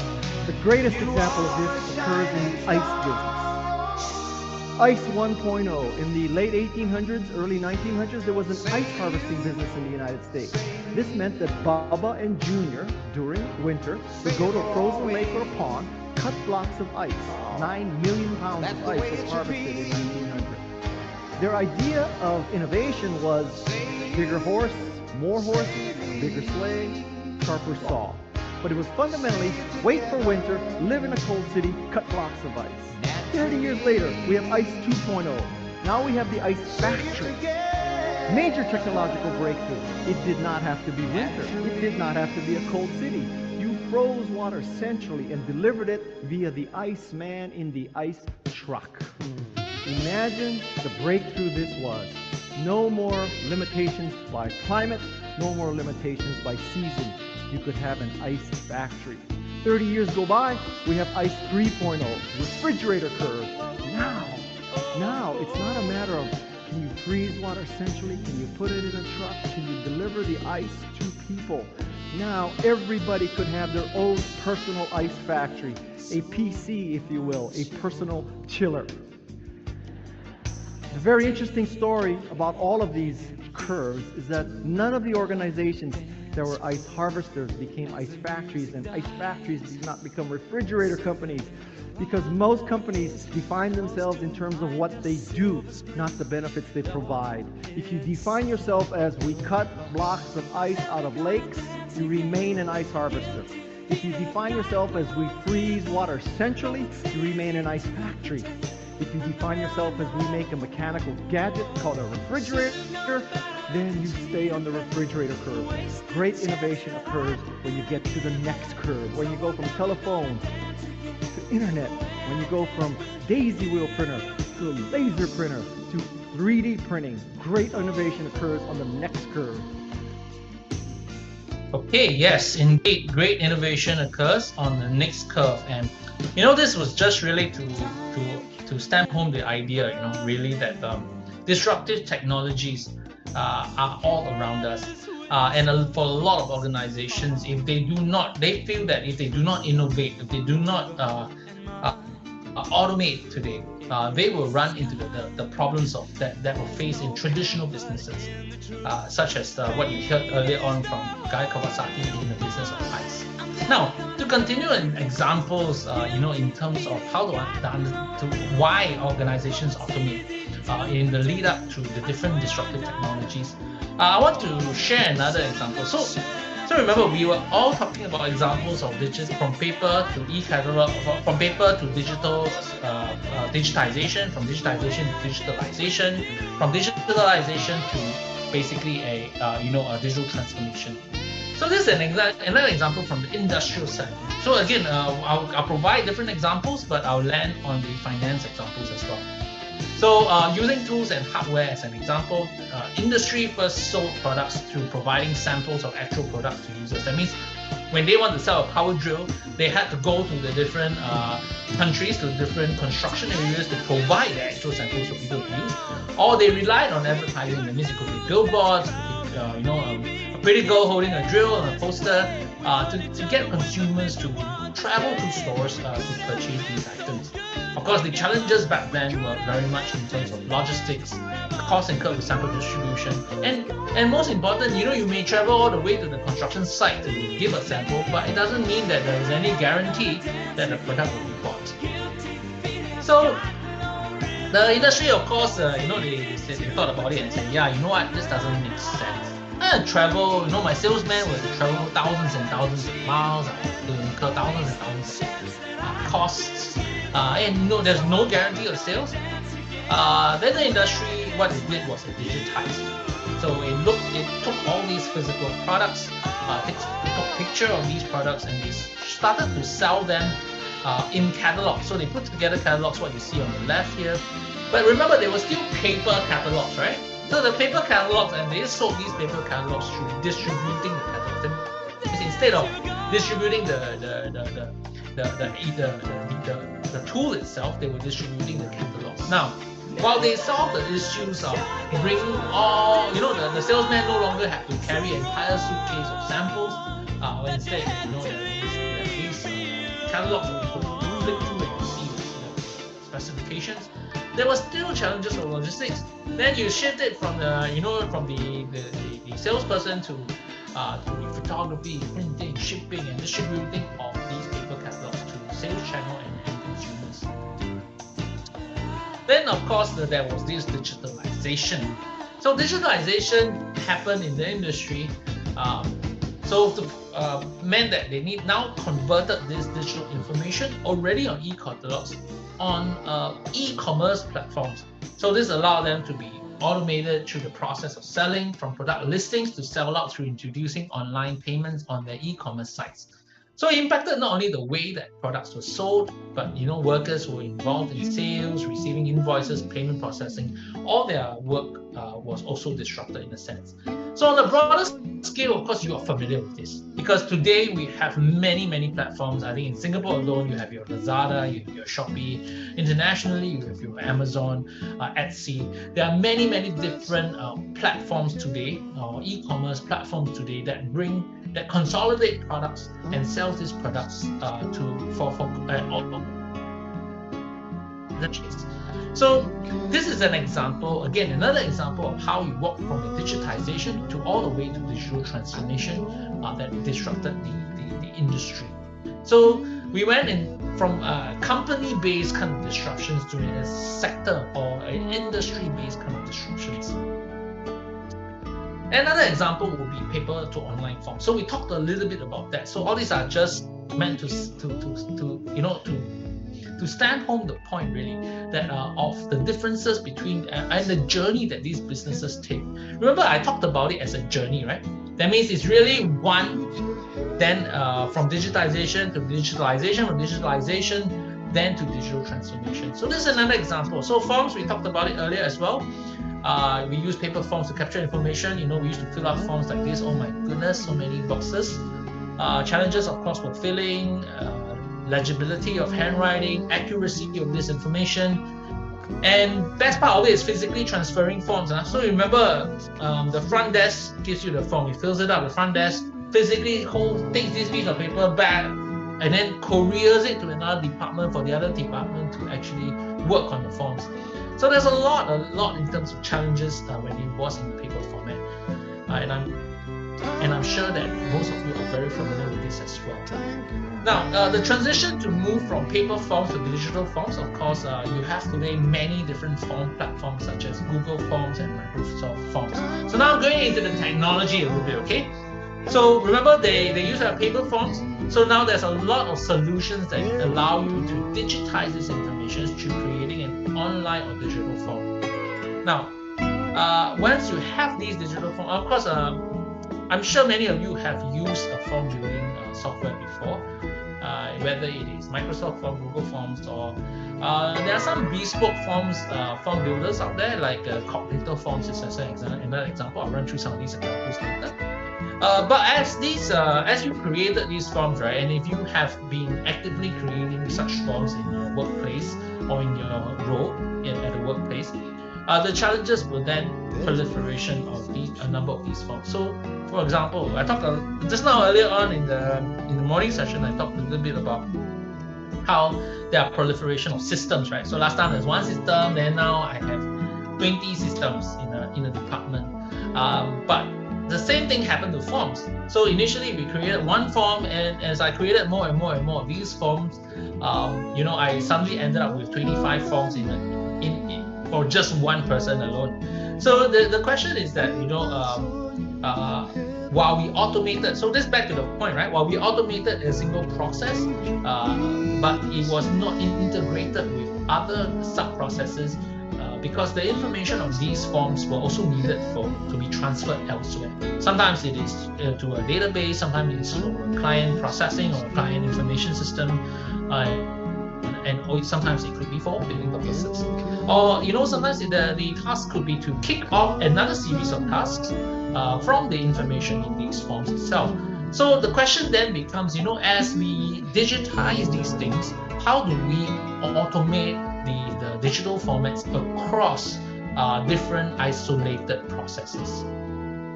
Okay, so once again, back to overview.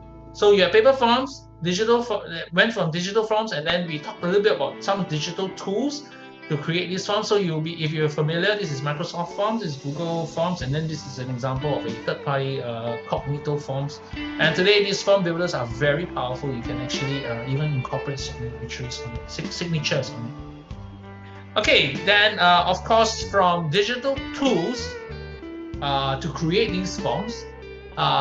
Remember, we talked a lot. I mentioned earlier, about now we have captured this information in a digital format. How do we integrate these information into all the different departments that the information needs to flow to? So you all, of course, are very familiar with this very big word called SAP. SAP is basically, of course, these are all there's a mix of BPM software as well as ERP software. So what are the difference? So BPM software refers to business process management software. So what they do is to facilitate things like escalations, different authorities. They are meant to facilitate the process flows across departments from stage 1 to stage 10.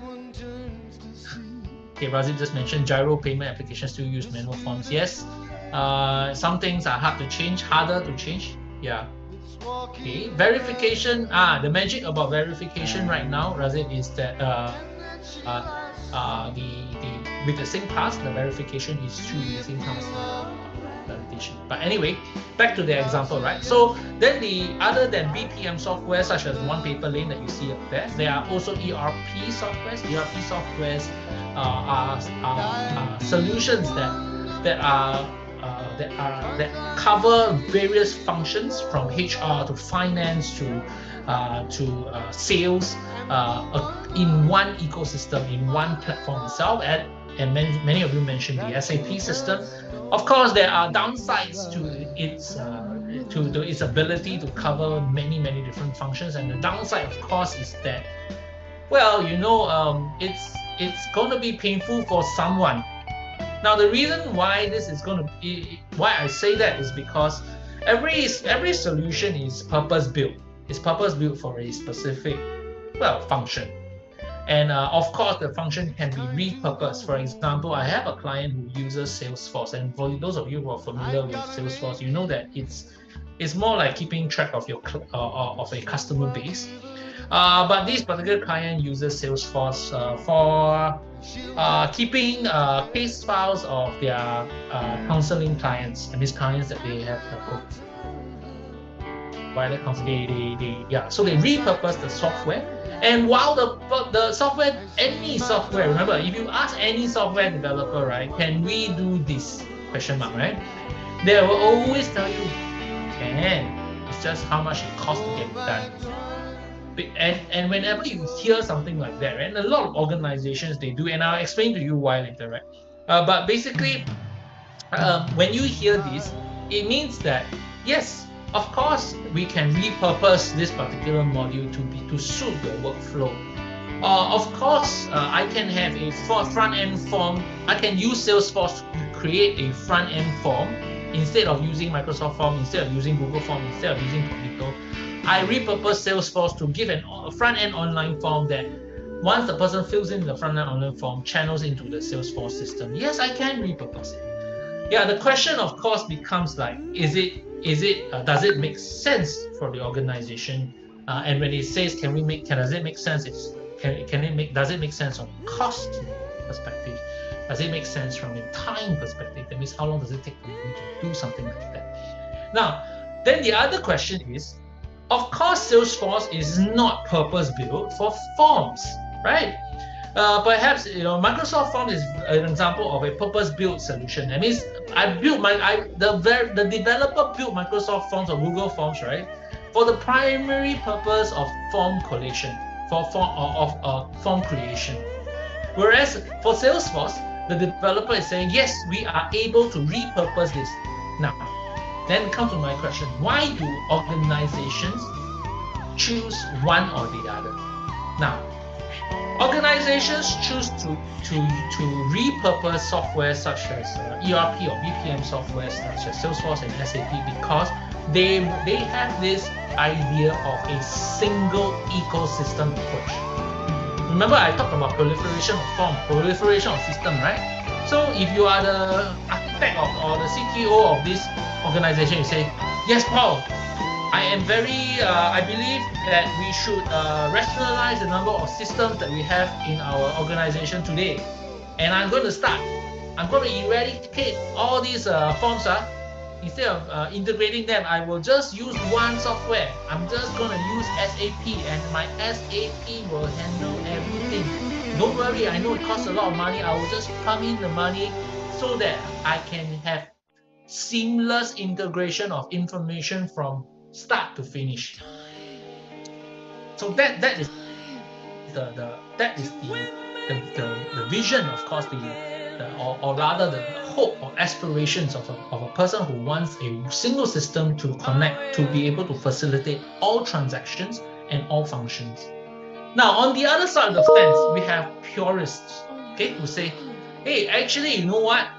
No matter how you repurpose Salesforce, not only is it very high, secondly, costs are high costs, and I'm an SME, I can't manage this high cost, of keeping of customization of an international platform. And secondly, right, hey, no matter how I customize this Salesforce, somehow it doesn't do as good a job as my form building software. And there is where you start to hear frustrations. Like, hey, why so slow? Why so limited? Why the calendar for Salesforce or SAP cannot be like my Outlook calendar like that?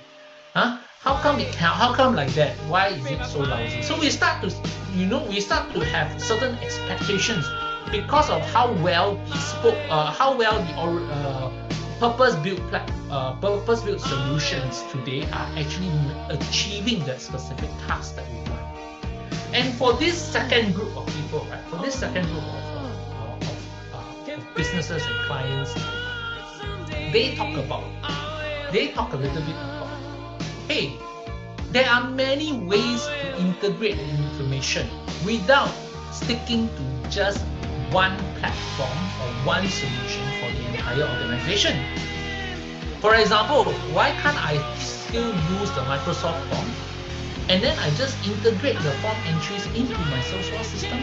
Instead of repurposing Salesforce, I just do this integration. Firstly, faster. Secondly, cheaper. But yes, to answer your question, Razib, jump in, jump out. So that means jump in, jump out is a we will touch on it on risks later, so I won't explain too much about it now.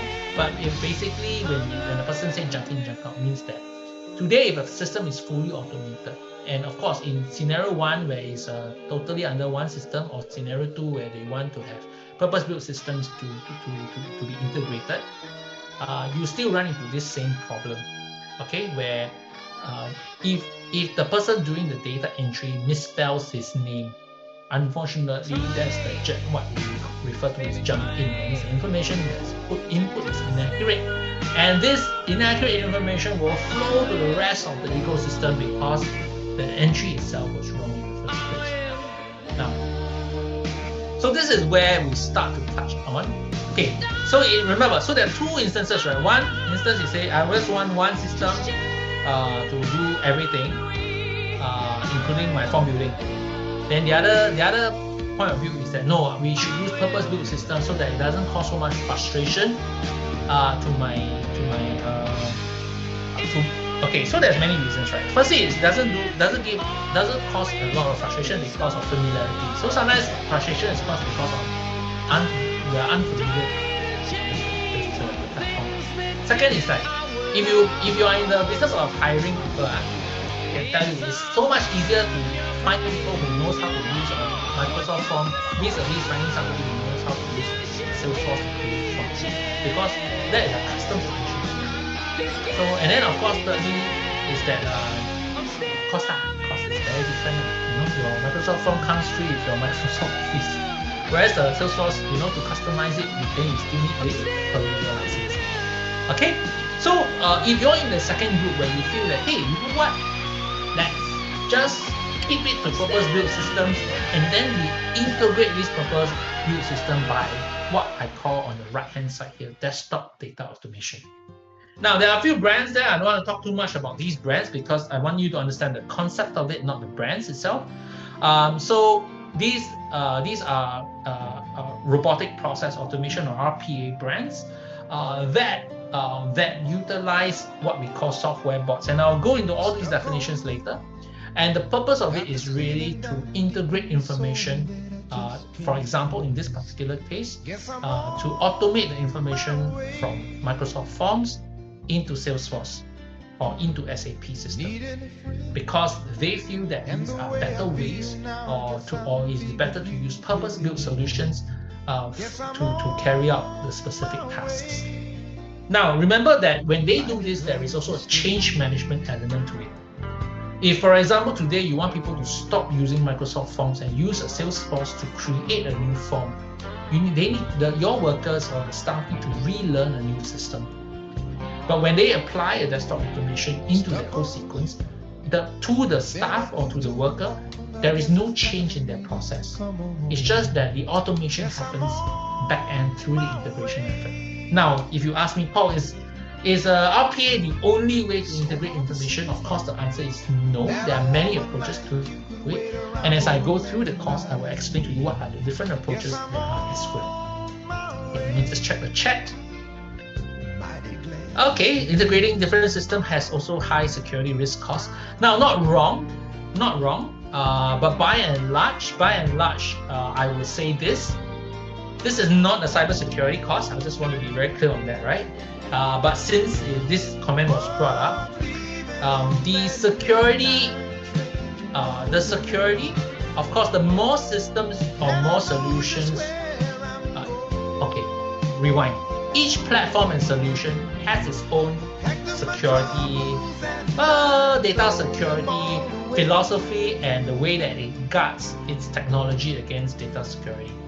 Okay, so each platform. That means if today you use one, there's let's say you use Salesforce. Salesforce International will have its own cybersecurity settings to guard against hacking of the software, right? Now you ask me the question, Paul, does it mean that if I have 4 technologies, that means there are 4 ways that hackers can come into my system? And short answer is yes. There are 4 ways because your information is stored into 4 different systems, But if you ask me, hey, does it mean that my risk is much higher? I tell you, I cannot comment on this. Now, I explain to you why. Healthcare is a good example, right? So I want to talk about healthcare a bit. When information when information is consolidated in one platform, in one area, and that system is hacked or is down, all your information is at large. All your information is at risk. In the event that, let's say, for example, right, you have multiple systems or platforms, and these platforms are integrated today. Of course, you have to have more safeguards. You will safeguard not only each platform not only has its own safeguards, but the integration, the bridge, so to speak, that you build, right, also has its own safeguards and controls. But the reality is that if one of these technologies are being hacked or is down, the other technologies or platforms, if your safeguards are raised to and managed effectively, each of your other platform information will still be protected. Now, this is only because I have the healthcare perspective. I can tell you that it is a struggle. At the end of the day, it really doesn't mean one pathway is better than the other. It's all about understanding what these risks are and how best to understand the risks such that you can insulate or plan or design your process or your data, where your data is being stored. Okay, so hope I help you understand that to some extent. Okay, again, not a cybersecurity class, but if you want to know more, of course you can engage me during break or after the session.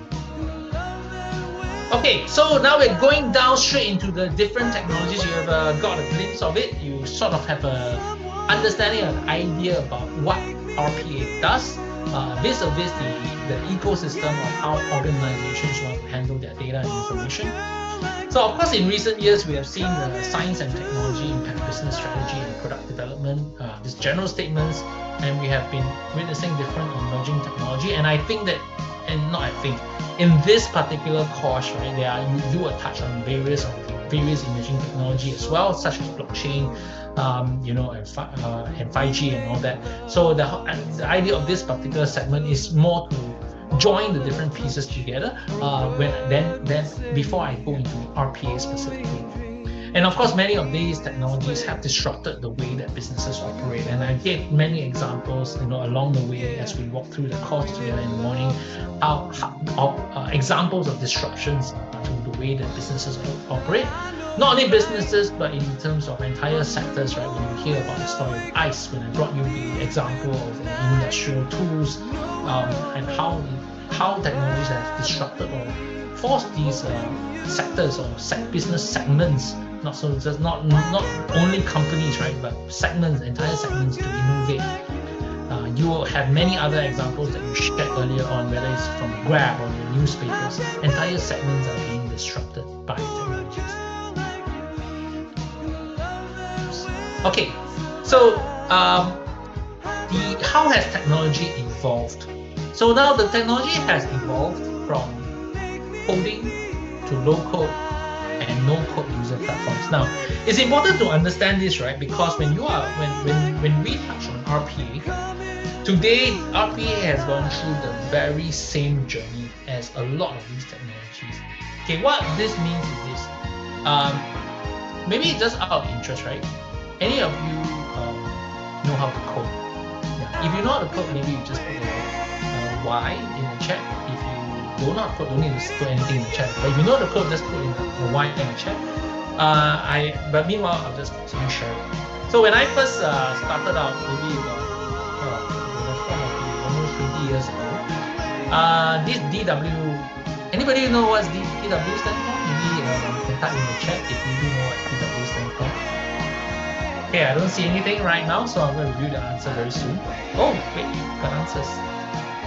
Dreamweaver, yes, thank you so much. Yes. So, yes, when I first started out, Adobe was and this again, once again, 15 to 20 years ago, it was, there are Adobe certifications, and it's across all the platforms. Yes. Yeah, exactly. I feel kind of old right now talking about these technologies. Like that, the content management software, is it?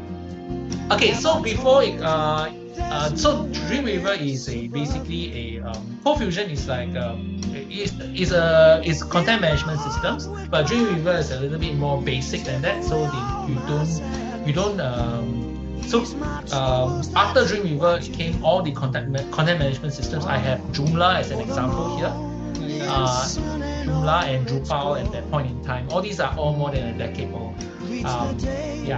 But don't worry, the heart of it really is how much coding skills is required to put a website together. Put a website. Right? So initially, when I started out, I was certified in various Adobe platforms, and Dreamweaver was one of them. HTML coding was part. That means we built websites through HTML coding language. Then of course, over time, you hear the word content management system or CMS platforms. What Roland mentioned. Roland, you're not on mute, so just hold on. That's correct. Yeah. Then basically, I put the example of Joomla, but there are many CMS platforms. Okay, what does CMS platform mean? Today CMS platforms are still out there. You have WordPress. So basically, CMS platforms just mean that there is a mixture or blend.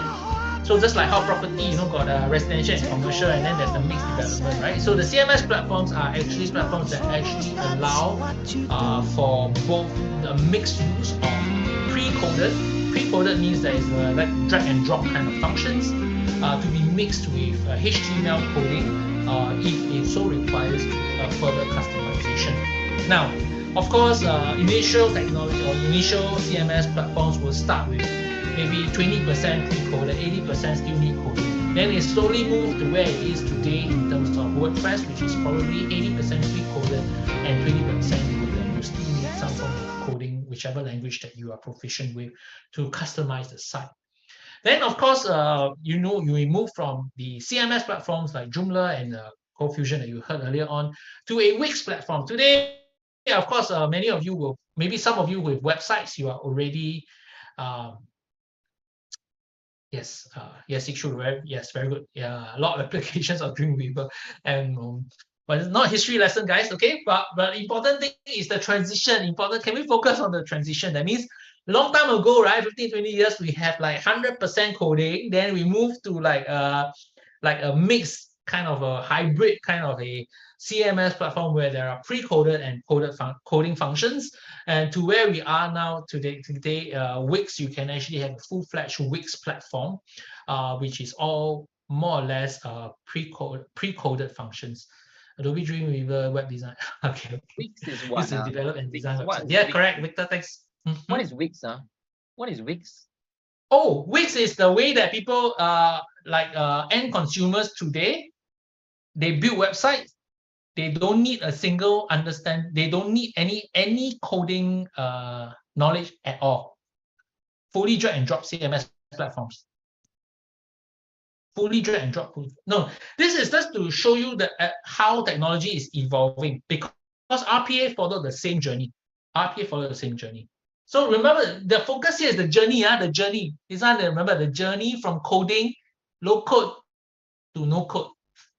Okay, so I give you an example of website first. So website last time you have coding, then you move to hybrid, right? Hybrid I call low code because today your WordPress technically don't code also can, but not so pretty That's all Then you have your fully no code user platforms, which is like Wix. That means you don't need a single coding knowledge to put a website together today. Nice or not, we debate another day. Okay. This is not the debate here. This is about the technology. Now you may ask yourself, right? Ask yourself, why do technologies do that? Why do technologies move from a coding platform to a no-code platform? And the answer is always like this. They want to be the Microsoft. They want to be the Microsoft Office.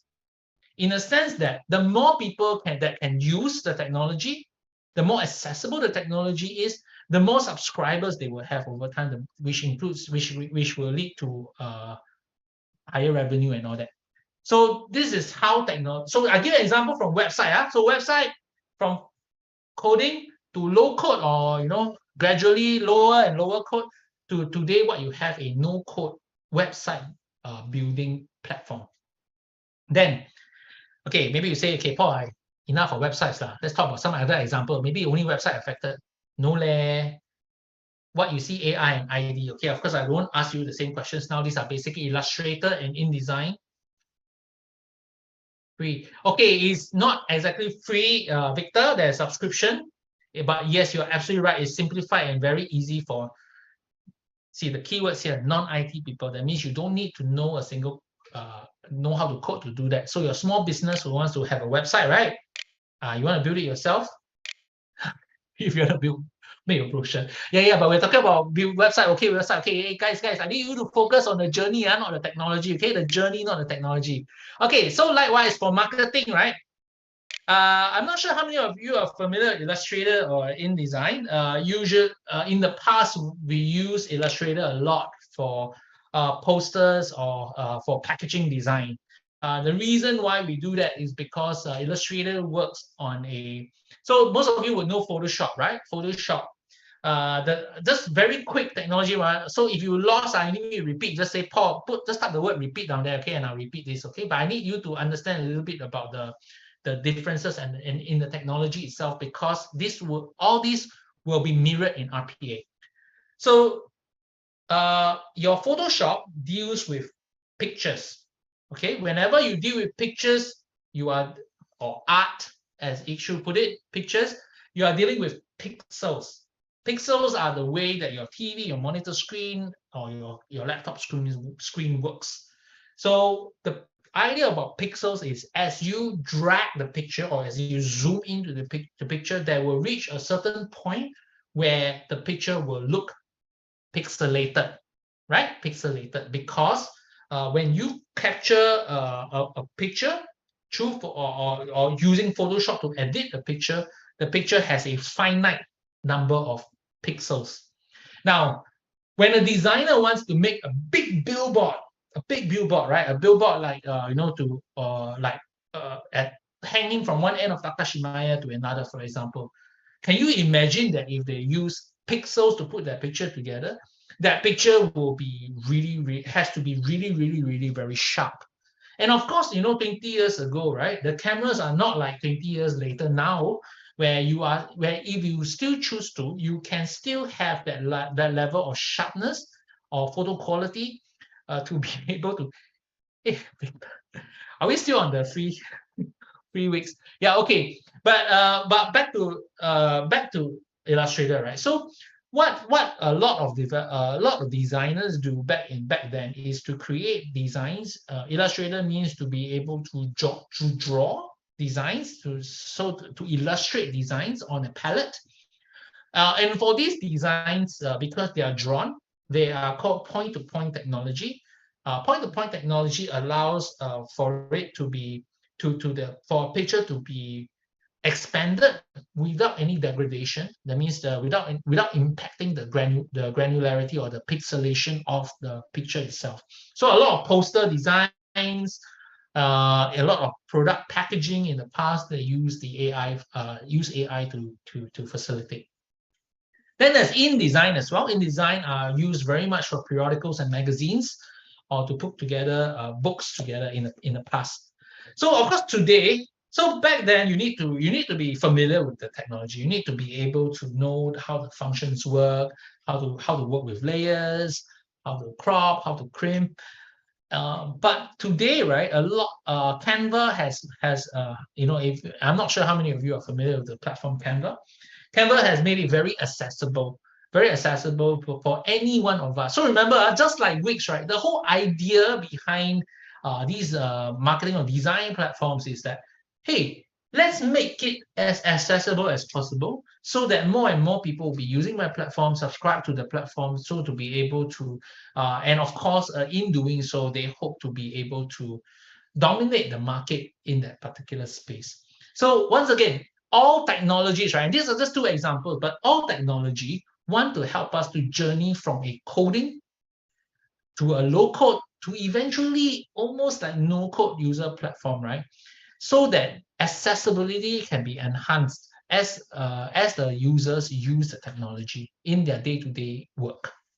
So remember, website builder affects web developers. Canva affects your publishers and your marketers.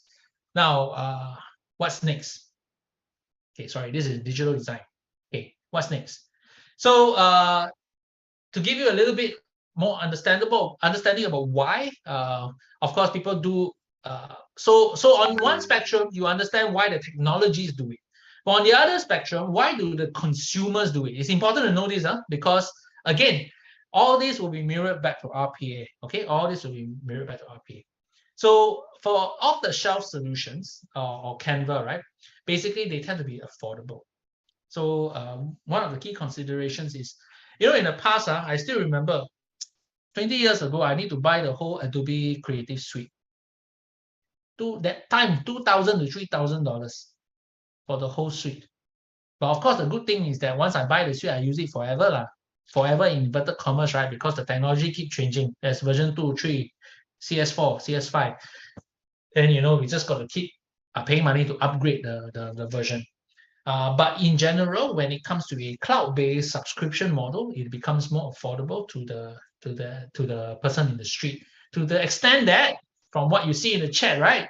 There are certain platforms like Wix that give you free web building apparently. So the joke is, Victor, I've never gone to a free plan, so I do not know what's the differences.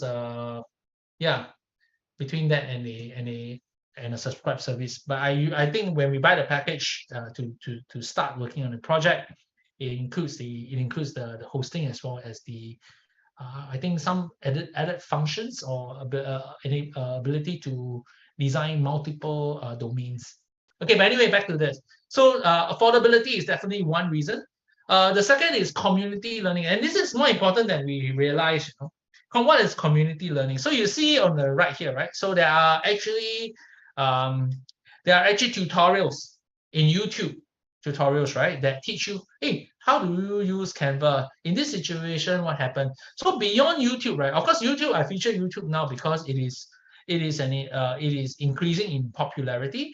Before YouTube, all these forums, maybe you hear about forums, right? This is where community learning happens. That means people engage with one another, or if you are picking up the technology as a worker in an organization, and you say, hey, I'm stuck. My management team expects me to do this, but I actually stuck. I do not know how to do it. Who can I ask?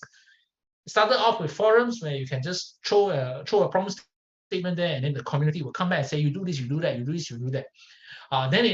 Today you actually have, of course, content creators on YouTube who actually guide you through a step to step. So today the community is important because all of us at some point in time when we are learning and using the technology, remember, we can graduate from I can be Adobe certified, but there are still things I don't know about Adobe.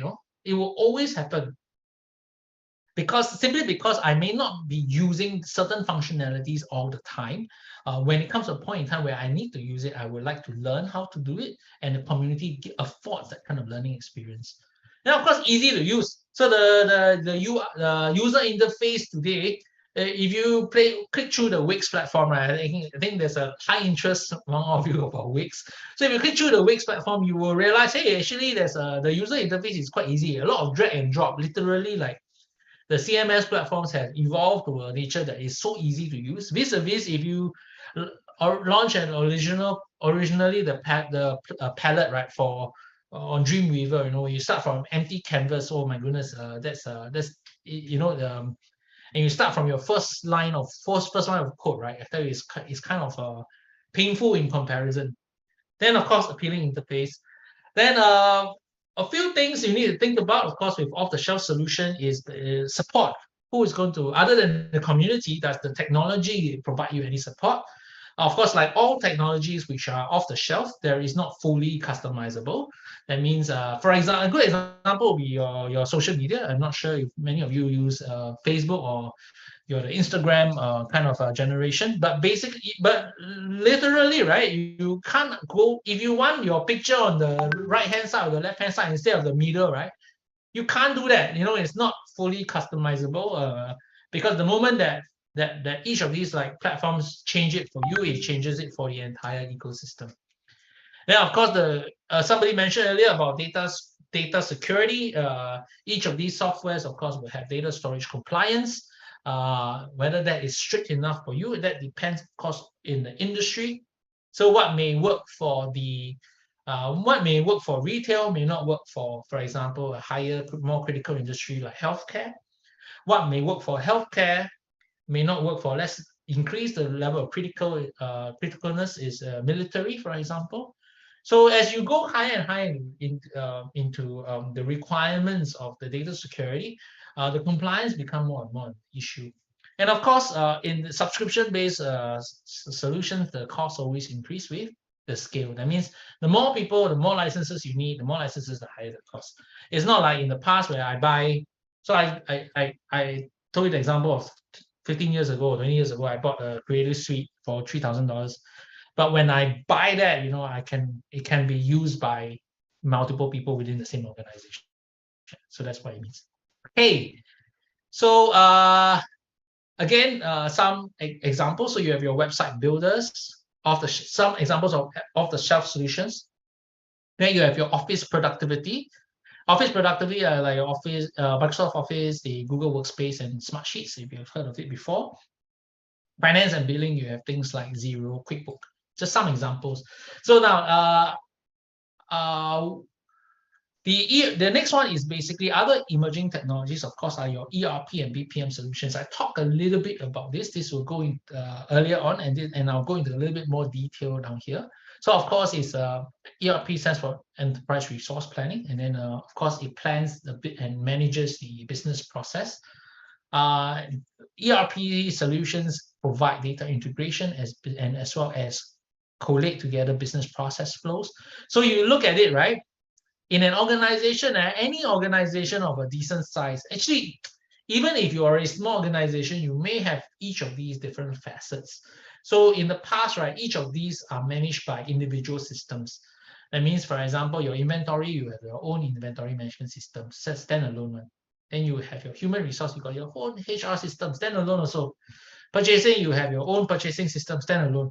So some organizations, especially when they reach a certain size, they say, no, I can't deal with 20 systems, 20 different kind of data security compliance. I just need to deal with one, and then after that, I squeeze SAP. Like they imagine that they can, but of course, reality is slightly different. But basically, the vision of ERP systems or the appeal of ERP systems really is to have everything under one roof. When you're dealing with your organization or when you're dealing with the different functions. Then of course you have custom solutions. Custom solutions are basically solutions that are purpose built. That means they are not a platform, they are not an ERP solution, but they are built. So I won't go through so much about because this is a custom solution, not so much an emerging technology. But a lot of the small, medium enterprises, right, to manage costs or to have something that is specifically purpose-built for their business. An example of this could be like, like any of the new technologies. You can talk about like Grab. Grab is a purpose-built solution for Grab's operations, and so it's a custom to Grab. Of course, today they custom that solution for other people to use as well. But when they first started, they scanned the market and said, all these solutions, they don't work for me because my business requires something very specific. Yeah. And of course, if you build your own custom solution, you own it. So Grab owns their own platform. And at any point in time, they can resell the solution. Such platforms, that of course, if you build it, there's a lower, and you own it, there's lower recurring maintenance. You actually really just pay your hosting fee and your developers to make adjustments in compliance with Apple Store or Google Play Store, and then that's basically cost to it. Of course, custom solutions will always run into the problem of not having community support. So remember earlier on, I talked about how some of these off-the-shelf solutions will have a lot of community support through YouTube, etc., etc. But when it comes to bespoke solutions, there is almost no or non-existent community support. Why? Because the only people who know about your system are the people who develop your customized system, and nobody else is going to use your customized system other than yourself. Yeah, other than yourself and your stakeholders. So only your stakeholders will know it. So your community support resides within your organization. So the larger your organization is, the more community support you have. This is not called community, it's called colleague support. Okay, colleague support. Yeah, so if you have 1,000 colleagues, then you have 1,000 people in the organization with some subject knowledge expertise on the customized platform and can contribute to helping you solve your problem.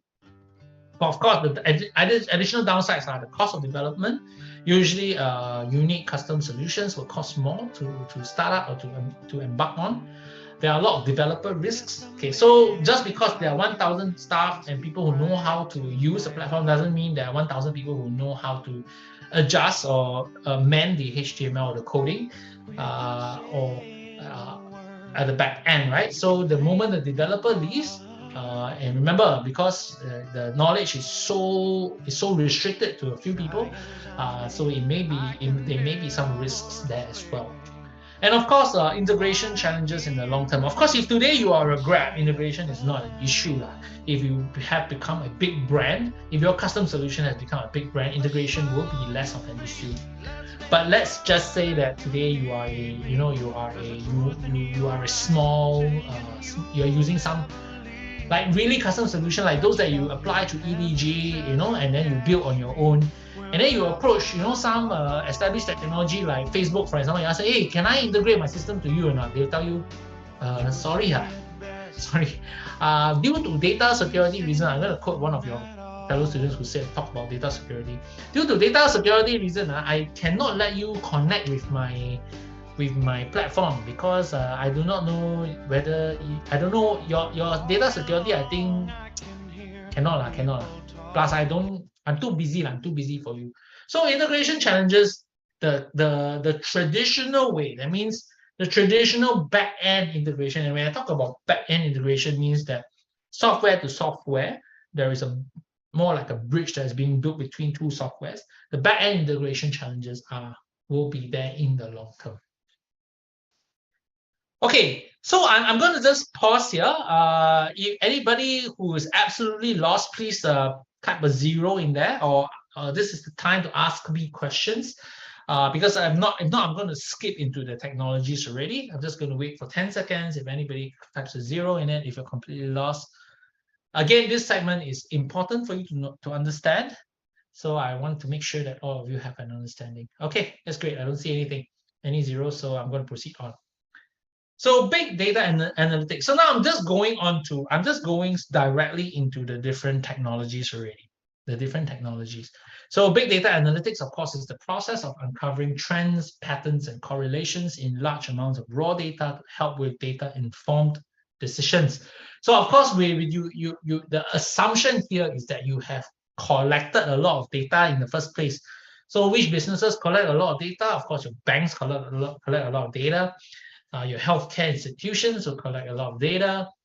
The likes of the Google Maps, and you'll be surprised. Even Google Maps and all your Grab and all that collects huge amount of data because they are basically looking at trends and patterns of where people are picked up and dropped off, or how long they spend in traffic, or to uncover traffic jams, so to speak, right? As and when they happen, when there are a lot of stationary vehicles, for example.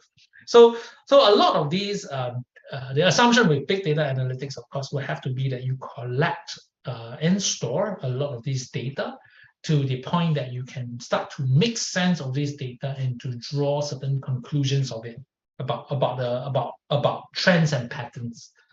Okay. So these are some things that I've used. Of course, Tableau. I've used Tableau. I've used Power BI. There are, of course, more than just these in the market. I would say that at some level, these are more or less visualization platforms. The analytics itself, if you are an expert user of Excel, you can also achieve a little bit harder and a little bit more painfully the analytics, or what we call the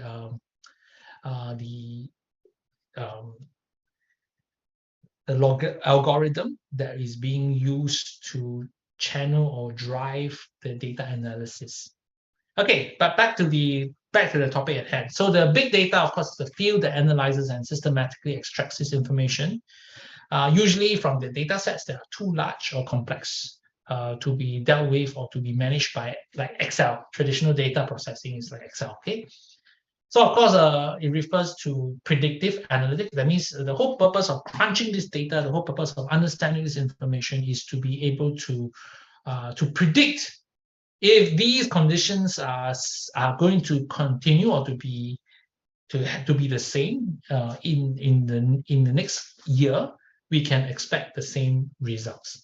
Okay, of course, big data analytics also provide various benefits. It can be used for better decision making, prevent fraud. So you'd be surprised, no, even fraudulent activities, right? There's a pattern to it, right? So when big data analytics is being applied, they sort of can recognize what hackers try to do in terms of how they try to get access. So, for example, things like it all started from simple things like failed logins, right? So failed login. So they have discovered, from big data, they realize, okay, so hackers typically they try to log in like 254,000 times, right? Each time. So so what technologies do is that they implement like or companies do is they implement, okay, you maximum of 3 tries, then there's a logout. You are logged out of your account. So for example, that's one of the ways that big data provided certain guidance, and that is implemented in the policy, and from policy how it is actually implemented in organizations today. So Internet of Things, this is very fast because this is not this is just to give you overview and to link how all the other modules that you have attended, and again and when we go to RPA, you will at least see the connection between all these things. IoT, of course, describes Internet, is the Internet of Things, short for Internet of Things. It describes the network of physical objects which are embedded with sensors, software, and with the purposes of connecting and exchanging data. So remember, a lot of things we talk about here is about data and integration of data and connecting data. You will hear a lot of this because that's exactly what RPA does, right? So Leon and I talked a little bit about how RPA integrates systems. RPA also integrates data. So to understand this for IoT basically are more or less in objects, physical objects, to help to send this information. And again, it can be any type of information, right? Today, I'll give you, I think my next slide has it. Yes, correct. So today, the IoT devices have been used on many different applications, right? So swimming pools, they measure like salinity of the swimming pool, chlorine levels, etc., and push the information back to a central, what we call control room. Yeah, warehouses also have IoT devices. So back to, I think, was it Rizal who talked a little bit about I think one of the classmates Rajesh, sorry, talked a little bit about the inventory management. So there are some warehouses that have gone the extra mile. They have placed IoT devices to track. Okay, give an example, right? So it depends on the product, because depending on what the warehouse stores or what the storage facility carries, there are different ways to track the in and out of items from the inventory. So I'm going to give you a very classic example, not classic, I'm going to give you a very extreme example so that we all can stay alert and be interested, right?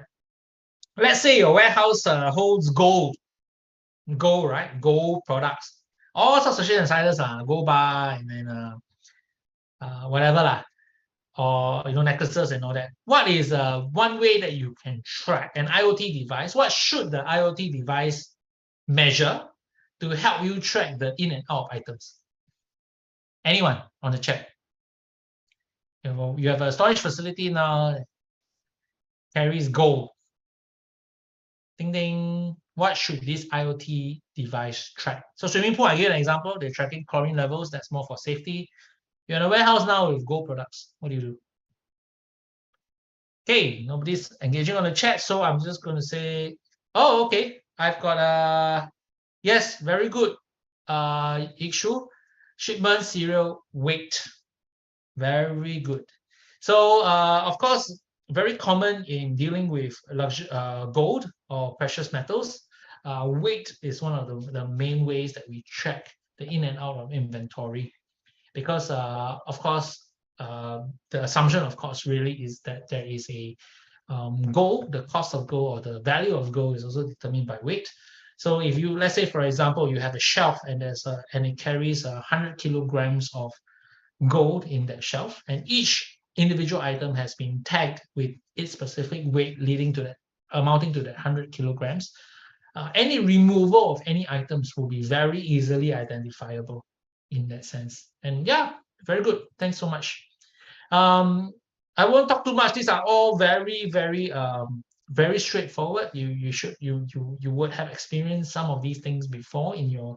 Of course, it's a big application of IoT. It's in logistics, in container tracking, in parcel checking. Today, you have your DHL or you order something from Shopee. There's a delivery Ninja van or whatever that they delivers the items to you. They also use a form of a barcoding or IoT to track the items. Hey, applications for IoT devices are often divided into consumer, commercial, industrial, and infrastructure spaces. Went through some examples earlier on. A growing portion of IoT devices are created for consumer use, including connected vehicles, home automation, wearable tech. So your iWatch, your Apple, or I have the AirTag down there. So I always joke, you know, my when we went traveling, my wife bought an AirTag for each of the kids to wear, so that you know they will always know where they are. Somehow she got an extra one, you know, and passed it to me. Not sure why she wanted to pass it. No, but anyway, jokes aside, right? So these are example of wearable tech. I think to track. I think for the AirTag is very much to track where you are, your location. But of course, your iWatch, for example, have connected health and applications as well. Provides infrastructure and backbone on which we can build and deploy autonomous systems controlled by AI-enabled software. So of course, IoT devices are part of a larger concept of automation, which include home automation such as lighting, heating, air conditioning, washing machines, media and security systems, and camera systems. So for those of you with Google Home, or who have actively used Google Home, you know what this means. This is about because technically you can connect your home systems onto the Google Home to manage into one platform today.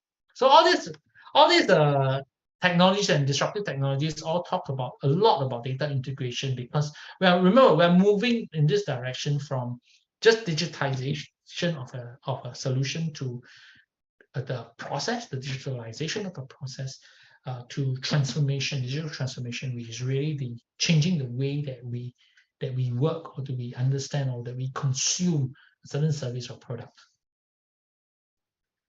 And now we get to the very important robotic process automation.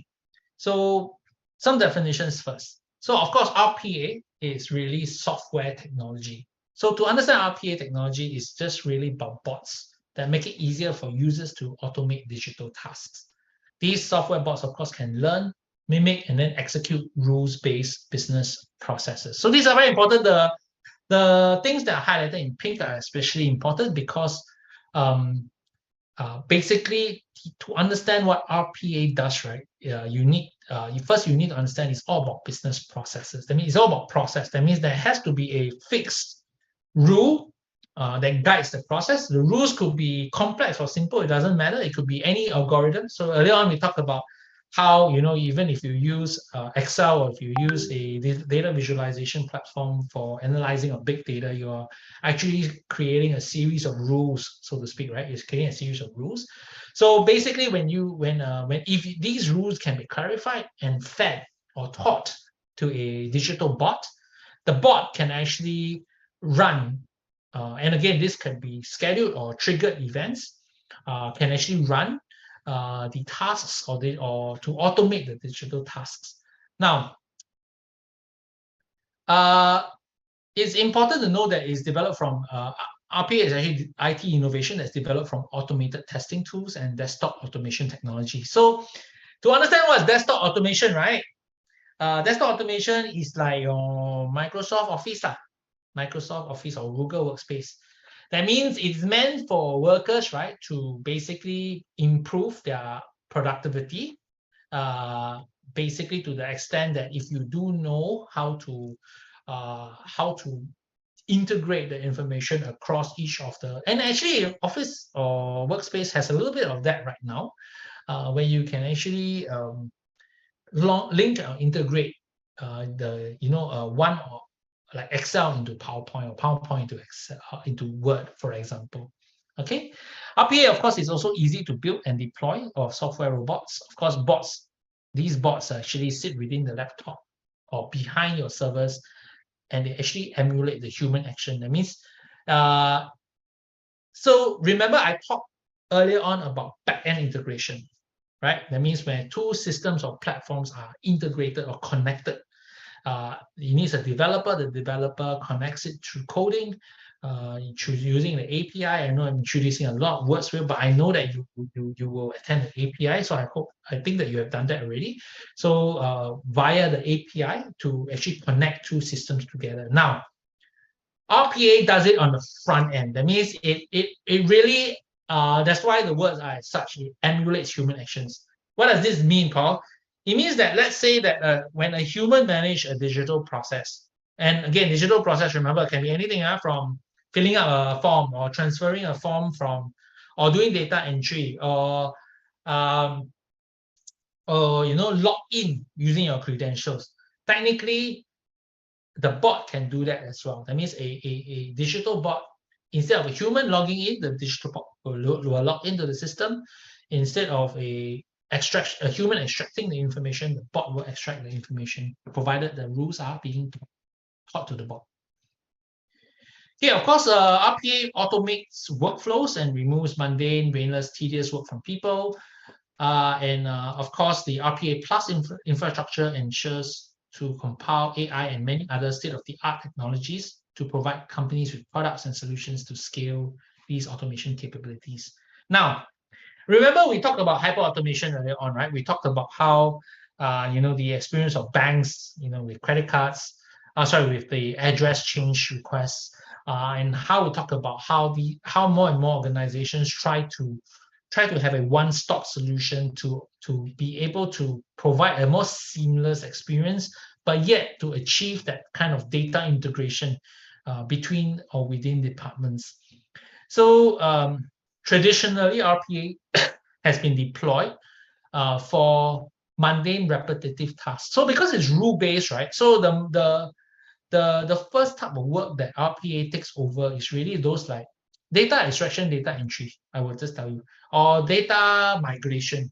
It means you transfer from one computer to another computer. You transfer from digital forms into your customer management system or your patient information system. RPA is the best to use, to best deploy to do this kind of thing. Now, maybe to help you understand this before I go on ahead, right? Maybe you may be asking, hey, Paul, what are these software robots? What are you talking about? So some deployments of the basic deployment of software robots, right, are like your chatbots. So at one level, you understand it as chatbots. So chatbots are like, you teach them a rule, right? The rule is, if the person asks you a question, you please give them these 6 options, 1 to 6. Then if they select 1, please give them these 3 other questions, A, B, C. Then if they select A, you please tell them to go to this link. So those are what we call rule-based. So when you teach the chatbot these rules, the chatbot, of course, is able to help direct the user to the desired answer that he is looking for. Now, of course, as I say this, a lot of you are let out a big groan. Oh, Paul, I hate using these chatbots, man. They are not helpful at all. Once again, I say already, the chatbots are a very basic application of RPA technology. The concept of it is what I need to take back from the chatbot discussion. And the concept is really, you teach a digital bot certain rules. The digital bot will apply those rules accordingly. Now, so you hear about AI a lot today. You have your ChatGPT, OpenAI, and all that. And what it simply means is basically using the chatbot example again, and this I know this is a terrible example, but we need to start from somewhere, and then we're going to start from chatbots, okay? Because I know that's the most accessible to everyone today. So now, assuming that over time, the chat an AI component, and again, the AI components today are really look at it really as complicated and complex logic sequences or rules that are very complex. So for example, right, if over time I keep making a spelling error to a request, okay, initially the rule will reject it altogether because it does not comply with the rule. That means, for example, if I keep spelling, one good example is my email. So my name is Paul Fong, okay, Paul Fong. So initially I don't want to spell my whole surname Fong, so I just put an F down there. So my email become Paul F at whatever. Then over time, people keep calling me Paul Fong, right? Whether I sign off or whatever, it's because they refer to me. Over time, the computer recognizes that that's my surname. So to a point where if somebody sends an email to Paul Fong at the same domain name, it will still come to me. So this is what AI does, right? AI, based on certain complex rules, and patterns, they start to have some recognition or correlation between different information sources, and they adjust their original algorithm to be able to incorporate some of these added logic in. Now, what does it mean for automation of mundane tasks? It does mean that some errors can be easily circumvented. Okay. Classic example is this: if you are transferring information from an Excel spreadsheet to a database or to a CRM or patient information system. Now, for all of you or any of you who dealt with Excel spreadsheets, you know that no spacing is a big problem, right? Just if two lines have exactly the same word inside, both are robot, but the second line has a space after the T, after the T of the spelling of robot, cannot recognize it. The system recognizes it as different spelling, different entries. Now, of course, these are examples of capital, non-capital. These are things that AI can help with over time. But again, what I need you all to have an understanding of today for this course is really just the concept of what RPA does. You need to understand the technology. I've done a huge run-up to what this technology, a huge run-up about the whole ecosystem and the digital ecosystem to make it easier for us to have examples and land on what RPA is, because by itself, RPA can be very, very confusing. Okay, next. So these are just some components. So just like your so earlier on I talked about how we go from one type of technology, we go from a code to low code to no code. Now RPA, and I said RPA follows that same journey. So today a lot of the RPA solutions or platforms, and I named a few earlier on, right? You have your Automate, your Power Automate, you have your Automate Anywhere, you have your Blue Prism, your UiPath, for example, right? So there were all these brands. They will start with a designer platform. So it's very similar to Adobe softwares. You will have a palette, like a platform where you start to put together or program and automate your process. Now remember, it's a process. So the process starts from step 1 to step 2 to step 3 to step 4, right? So the same way they will lay step 1, step 2, step 3, step 4 down there. And what you see here under the function library on the left-hand side of the picture, right, is pre-coded functions. So when we talk about CMS platforms, when I talk about pre-coded functions, yes, RPA works in the same way. Today, it is a low-code or no-code environment, and all the common functions are already pre-coded such that you just drag and drop and enter in the fields. So there are different type of bots as well. This is just to help you understand the capabilities of RPA software. There are unattended and attended bots as well as hybrid. Okay, so unattended and attended just means the type of bots that need to be deployed depending on the how you want the task to be run. Okay, but conceptually, unattended means the human don't have to be there. It's a scheduled kind of a process. Attended just mean only do it when the human is there and he press start. Now, this has absolutely nothing to do with the power of the bot. I'm going to say again, there's nothing to do with the power of the bot. It's just all about the preferred process design, of the end user. Some processors, they prefer, hey, I don't want to be there. Every day, Paul, you just run from me. Okay, 8 a.m., you just go and guards the bot, log in, and then extract all the report, and then send out to all the stakeholders. Every day, 8 a.m., do the same thing. Then I'll just say, okay, I will do an unattended for you. Some people, they say, hey, Paul, I think I only want the bot to work when I press go. Because I can tell you, everybody give me information at different time of the day. Then I want to make sure that all the information in is before I churn the report. If not, the report wasted.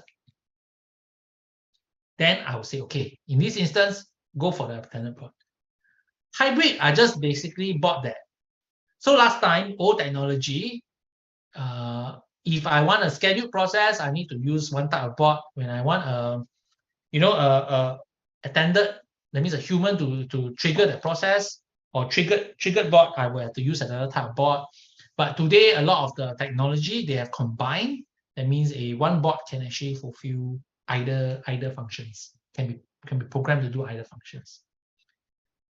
Okay, this is again the design interface. So what you see here are I'm just going to run through a few of the functions so that you have an idea of what it looks like. First and foremost, you have the project components. So remember, in an organization, you may have more than one workflow. So remember, this is a process integration and kind of a software. That means it's meant to integrate all the different types of platforms or data flows across the organization. So basically, each process, again, just like how in an organization, right? If you look at this main flow down here, each main flow refers to one process. So if you just to put a name to it, so it's easier. Maybe main flow 1 is onboarding, main flow 2 is scheduling, main flow 3 is billing. So in each project, okay, in each project can be an organization, okay, you will have your different processes that are carried there, and this is how the bot helps to integrate the different processes and data from each of these processes.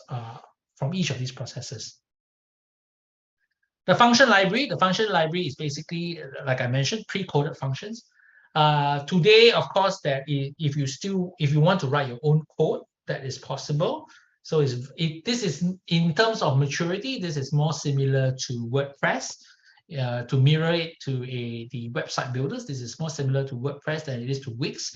So what it means is that while there are a lot of pre-coded functions, but it also it allows customization, especially for more complex requirements. I'll put it that way.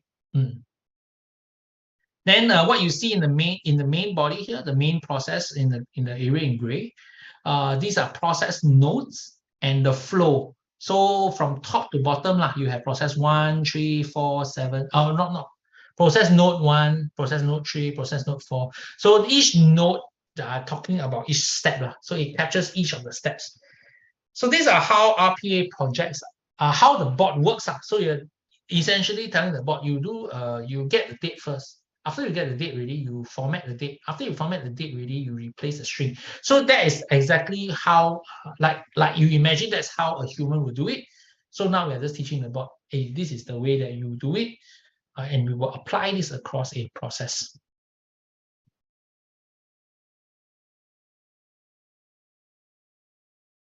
Okay, Then there is the cloud virtual machine versus on-premise.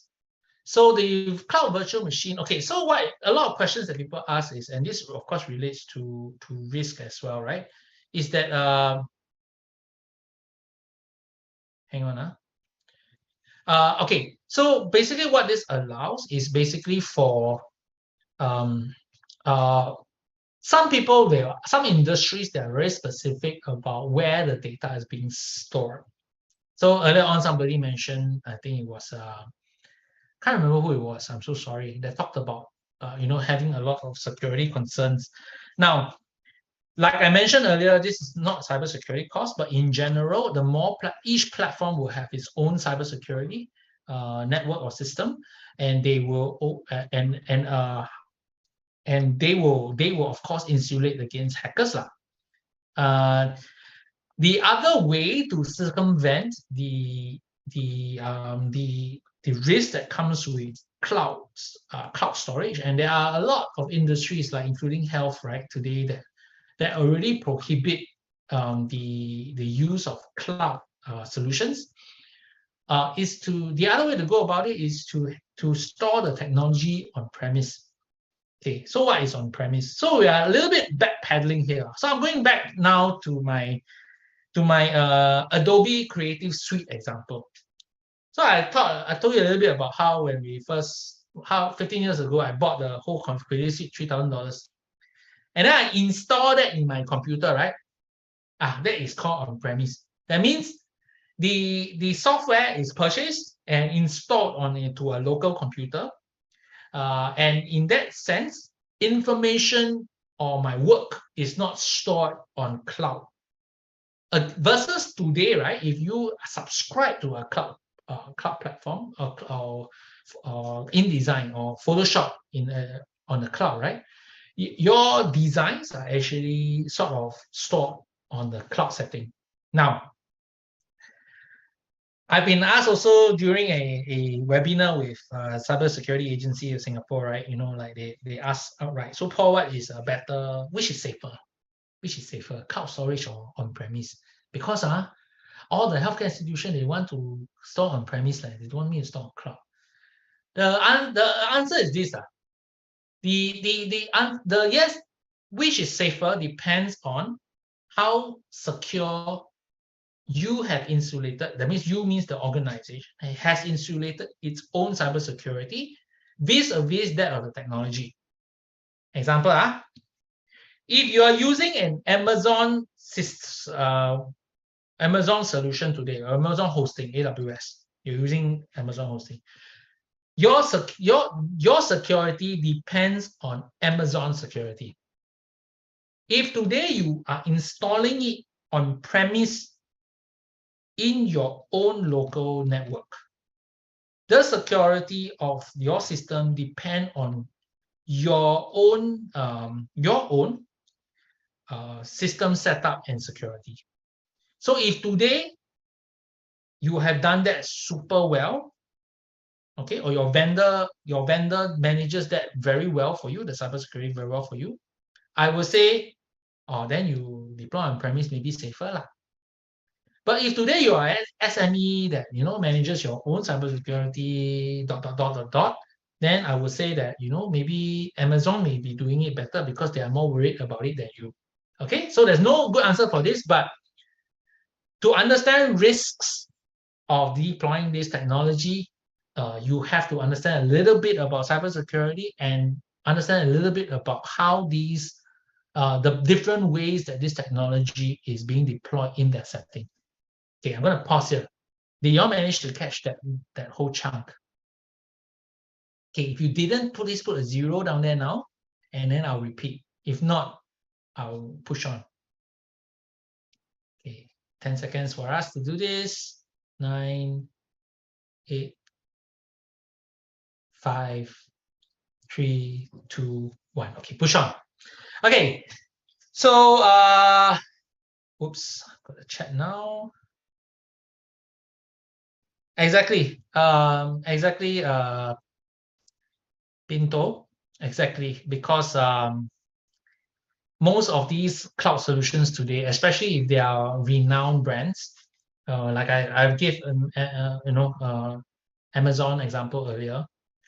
But it could be even your Facebook. It is in their interest to protect that technology, because if there's any hacking or any leaks that come from their information, right? And there are many. If you go to data leaks, right, you actually, these are the big brands that have a lot of data leaks as well. But I would say that they are very motivated to ensure that the ecosystem is safe from hacking. Okay, let's push on. Okay, so what are the applications? So this is another start page. So what are the application scenarios of these bots in the industry? I know there's a lot. And I talked about some of it, the applications earlier on as well. But I want to zoom in on the finance part, because I think that's the heart of what you are of the course that we are attending today.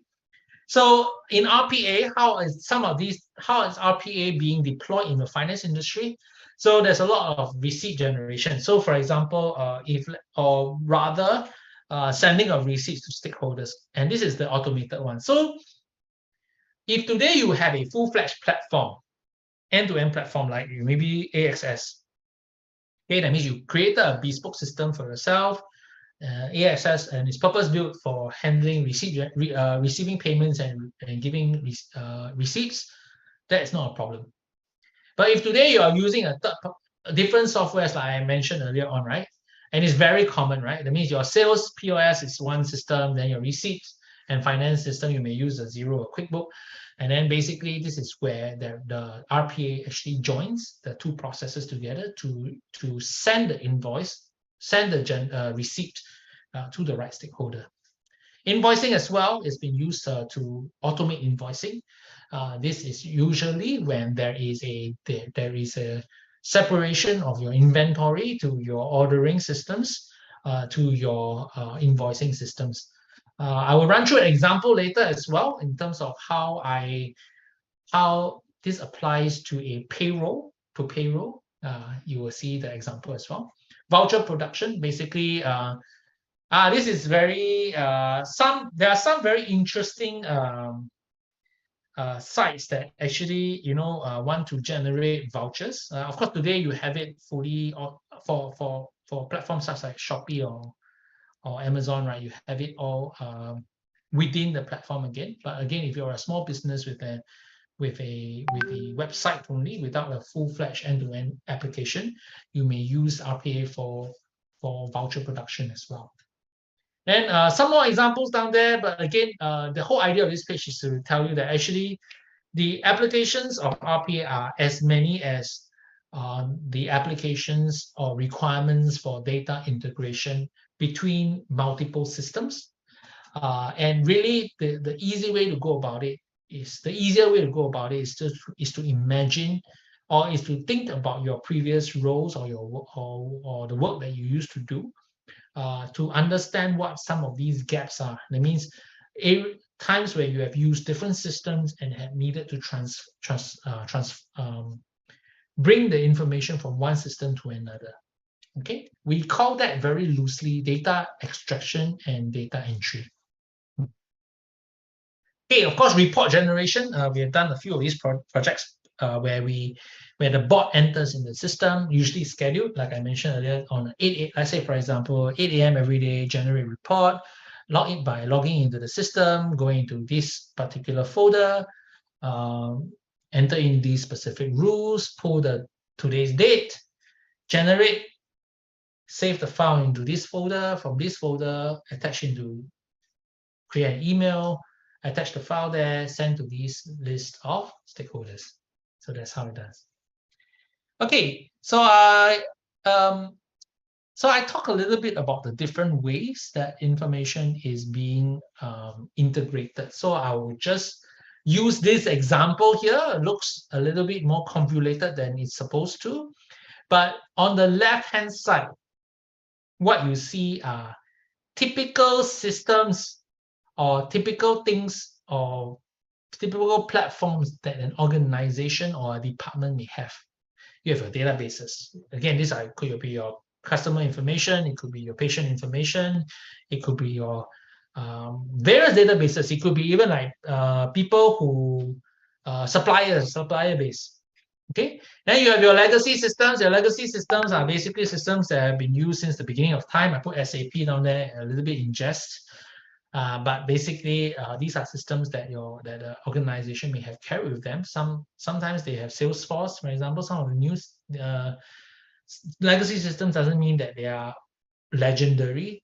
It just means that they have been there since the company started up. But over time, they have not been able to keep up with the needs of the other needs of the organization. SaaS apps. This one very common in organization, less workplace, but more in terms of HR systems, HR payroll systems. In terms of Xero, financial systems, a lot of them are utilizing third-party software as a service kind of applications.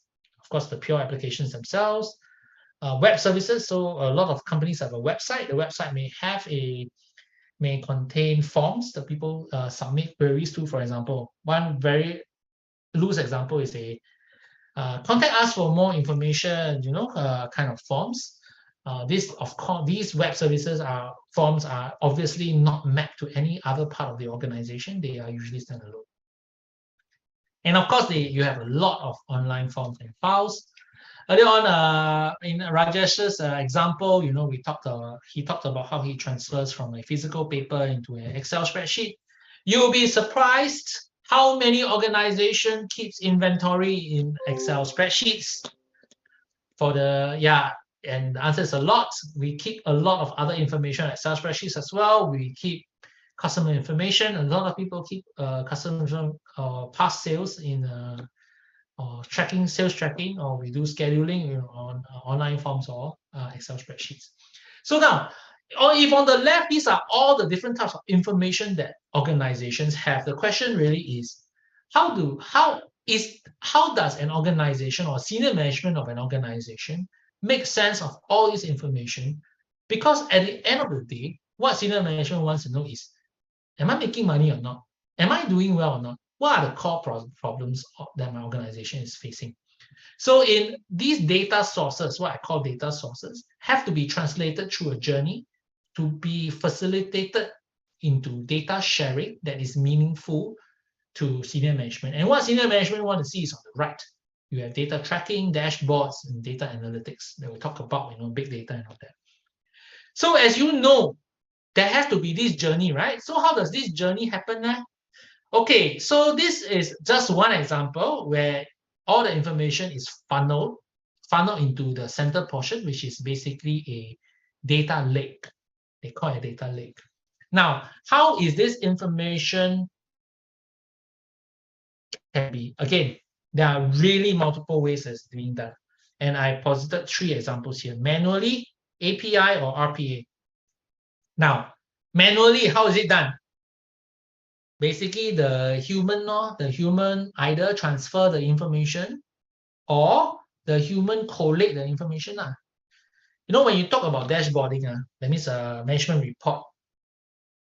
Have you ever heard of people, they email 4 or 5 key stakeholders and say, hey, send me your sales report for my consolidation, for me to consolidate to send for the next month's management report. Have you heard that before? Yeah, right. Heard before, right? Yeah. So a lot of times a human does that, takes over the effort of consolidating information, or to basically extract the information from one source and input into another. Okay, so these are the 2 ways that humans do it. API, I mentioned earlier on, is basically a permanent bridge that you build between systems. That means like just the bank example, right? So if Paul makes a submission, recognize his unique identifier. His unique identifier is NRIC. So identify his NRIC. Search all the databases for his NRIC, all the various databases, credit card, consumer banking, investments, etc., etc. And based on what you find, change all the address to the new address. Okay, so that's API will help to do that. RPA also does the same thing, except that instead of it being a back-end thing, it's a front-end automation. So front-end automation means that it will follow the exact actions that the person has done. That means, let's say today, Paul is the one that collates information manually by logging in into the database, logging in into the legacy system, logging in, extracting all the Excel spreadsheet, and then pulling informations, fields, right, or information field into a centralized report. When the bot is being programmed, the bot will achieve that in place of the human. Okay, I'm just going to pause here. Any zeros? Anybody who needs me to explain this a little bit more, put a 0 there. If you understand it, just no action taken. Again, 10 seconds. Okay, 5, 4, 3, 2, 1. Okay, great. Everybody is doing fine. That's awesome. Oh wait, question. Let me see. Can I explain again? Yes, can. Okay. So I guess, Lisa, you understand, right? There are information that a company holds. Okay, different sources of information. Then there are the reports, the consolidated reports that talk about the performance of the company. The question is, how do we move from the left-hand side of the screen to the right-hand side of the screen? Now, there are 3 ways that this can be done. One is a human does it. A human does it. That means a physical staff, and let's call that staff Paul, okay? Paul has to churn this management report on a monthly basis. He logs into database, he logs into legacy system, he retrieves all the 3 different Excel spreadsheets. He identifies the different fields of information that's required, and he consolidates it in one PowerPoint slide. Okay, so that is what it means by a human doing it. Roland, okay, I'm going to finish to Lisa first, then I'll answer your question on web scraping. Okay, then the other way to do it is basically using an RPA bot. Now, how the RPA bot works is exactly like how the human does it, except that the human is not involved. Okay, if you go and study the step-by-step of what the human did, right? The human is the one that logged into the system. The human is the one that accessed certain folders to get the Excel spreadsheets. And then the human is the one that copy and paste from one Excel spreadsheet to his consolidated report. And that's exactly what the bot is programmed to do, such that over time, Paul is no longer needed to do that same activity. The bot has taken over that task. API is when a developer connects these systems back end. It connects these systems back end to such that without a human and without a bot, a senior management press one button, the report is sent to him.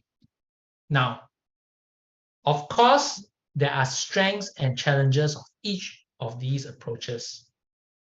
If it's a manual person that's handling it, it's what I call key person risk. Once this person is gone, the knowledge is also gone, unless he hand over so tokong, right, that the next person knows exactly what to do. Okay, it does happen. For RPA, the problem is that while it is very fast and the logic that it teaches, it can collect all this information very quickly. It still needs to be taught what to do. It still needs to be taught what to do. It's flexible, but of course, you need to be diligent in teaching the bot, and the rules are not so flexible as a human that is doing it. API is, of course, the fastest, okay, because you have already built the bridge, so the information will come the fastest. But the problem with API is that basically it's when there are changes to rules, changes to the mapping of information fields, a lot of work has to be put in to customize or to change the API setting. Okay, thanks, Lisa. Okay, so to Roland's answer, screen scraping part of it, I have not gone down to the different ways that information is being is extracted. Screen scraping is definitely one way that information is extracted, but usually I deploy screen scraping on reading data fields that do not belong to me. Okay, I'm going to say this again. Usually I use screen scraping to read databases or to read web data that does not belong to me. Now, why do I say this? If the information belonged to me, it would have been structured in some manner. It's easier for me to extract the report and do it and make sense of the information. But are there instances where I still use screen scraping, although the technology belongs to me? Yes. Now, this is most commonly seen in legacy systems. This is most commonly seen in legacy systems. Let me explain. A lot of the old off-the-shelf solutions or ERP systems, they are created they are by design created to make sure that you are forever their customer. I'm going to say this again. A lot of the legacy systems are created such that you will always be their customer. What do I mean by that? They make data extraction so difficult. They make data extraction from their system so difficult that you're forced to always be on their system itself. So I have done web scraping or screen scraping, what they call, on Salesforce systems. I've done it on Salesforce systems because Salesforce does not enable them to SAP systems, because SAP has some restrictions on some of the information that you can extract out. Okay, moving on before before I lose more of you. Okay, so of course there are many benefits why people employ RPA bots. Of course, there are a lot of cost savings, as I mentioned, because they replace humans, right, in terms of some of the tasks. So in that sense, it's very appealing because you sort of subscribe to a bot, and if you can program the bot well, it takes over the humans having to constantly hire headcount to do it. And of course, productivity, of course, because the bot can run for 24/7, right? So it definitely can work longer hours than a human. Of course, the other productivity is they are much faster. Once you have taught the logic, for example, logging into a system is definitely much faster than if a human log in the system and extract the information. And of course, it doesn't need to rest. So in that sense, the next point on accuracy. So even if it works 24 hours a day, a bot actually can provide the same level of accuracy. But of course, for humans, we do need to rest, and over time, if we work extended hours, accuracy may be affected. Flexibility, and again, this is not in comparison with human. In comparison with the API, is very flexible in terms of adjustments to the rules or adjustments to the logic that we have taught the bot. Compliance is one of the ways that. So how does bot manage compliance? Actually, a lot of the redesign, right, as we do process or job redesign within organizations, what we do is we change the role of the person doing it from a data entry role to a validation role. That means a checking role. So what we have added is a layer of validation, which helps with compliance, because a lot of times, the information, we need to know if information is inaccurate or if information is not the design, information from a different field or a different source has been pulled in instead. So security, of course, with the bot, there can be program level of security, same as how a human does it, except that it's a little bit more fail-safe, in the sense that the bot does not download a copy of the company's sales and sends it to a competitor. Example, something like that. Huh?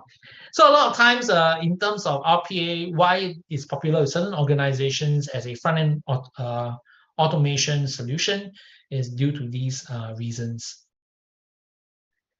Okay, so artificial intelligence. Let me just see how far we are, because I need to give you a break. Hang on.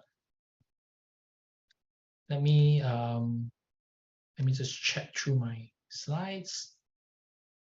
We need lunch break. Lunch break, yeah, correct. Okay, can.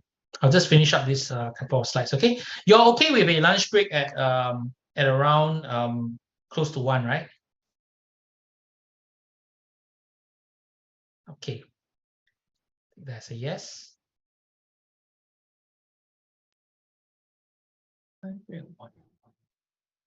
Okay, so AI is the simulation of human intelligence processes by machine, especially computer systems. So I'm gonna give you the theory first, and then after that I'm gonna explain a little bit more. I think you also do have an AI course, so I won't dwell too much on it. I'll just focus very much on the RP elements. Artificial intelligence, of course, is one of the newest fields in science and technology. And again, the term was coined in 1956, but work started in earnest only after World War II. Understanding our own intelligence and then using that knowledge to build intelligent entities was it. So remember this, the trick about AI is the intelligence still comes from humans. It's just this intelligence is taught to a system or a bot, and then the bot basically uses the intelligence to and apply it across various settings. Encompasses, of course, different techniques from various disciplines: philosophy, mathematics, economics, neuroscience, psychology, control theory, linguistics. So important to know all this is because of the different technologies that you see today, and I'll try to map it for you in a while. AI, of course, often revolves around the use of algorithms. I've talked a little bit about that. An algorithm, of course, is a set of unambiguous instructions. That means clear set of rules that a mechanical computer can execute. So again, what you hear from these few points is really this, right? AI comes from humans. The initial algorithm comes from humans. This algorithm is taught to a system or a computer, and the computer executes these algorithms in accordance with the rules that it has been taught. Now, of course, as these rules become more complex, okay, as these rules become more complex, the machine or the computer becomes more human. Okay, that means, like I told you, like there's few examples I gave you, right? Is over time, it starts to recognize patterns. The humans will educate the machine on what these patterns mean, and the machine will apply these patterns of thought across different settings. So these are just some ways to understand how machines achieve this, or how logic actually is taught to machines. There is the reasoning part of it. That means this is whenever I say the word logic, or whenever I say the word algorithm, this is what we mean. This is what we mean about it.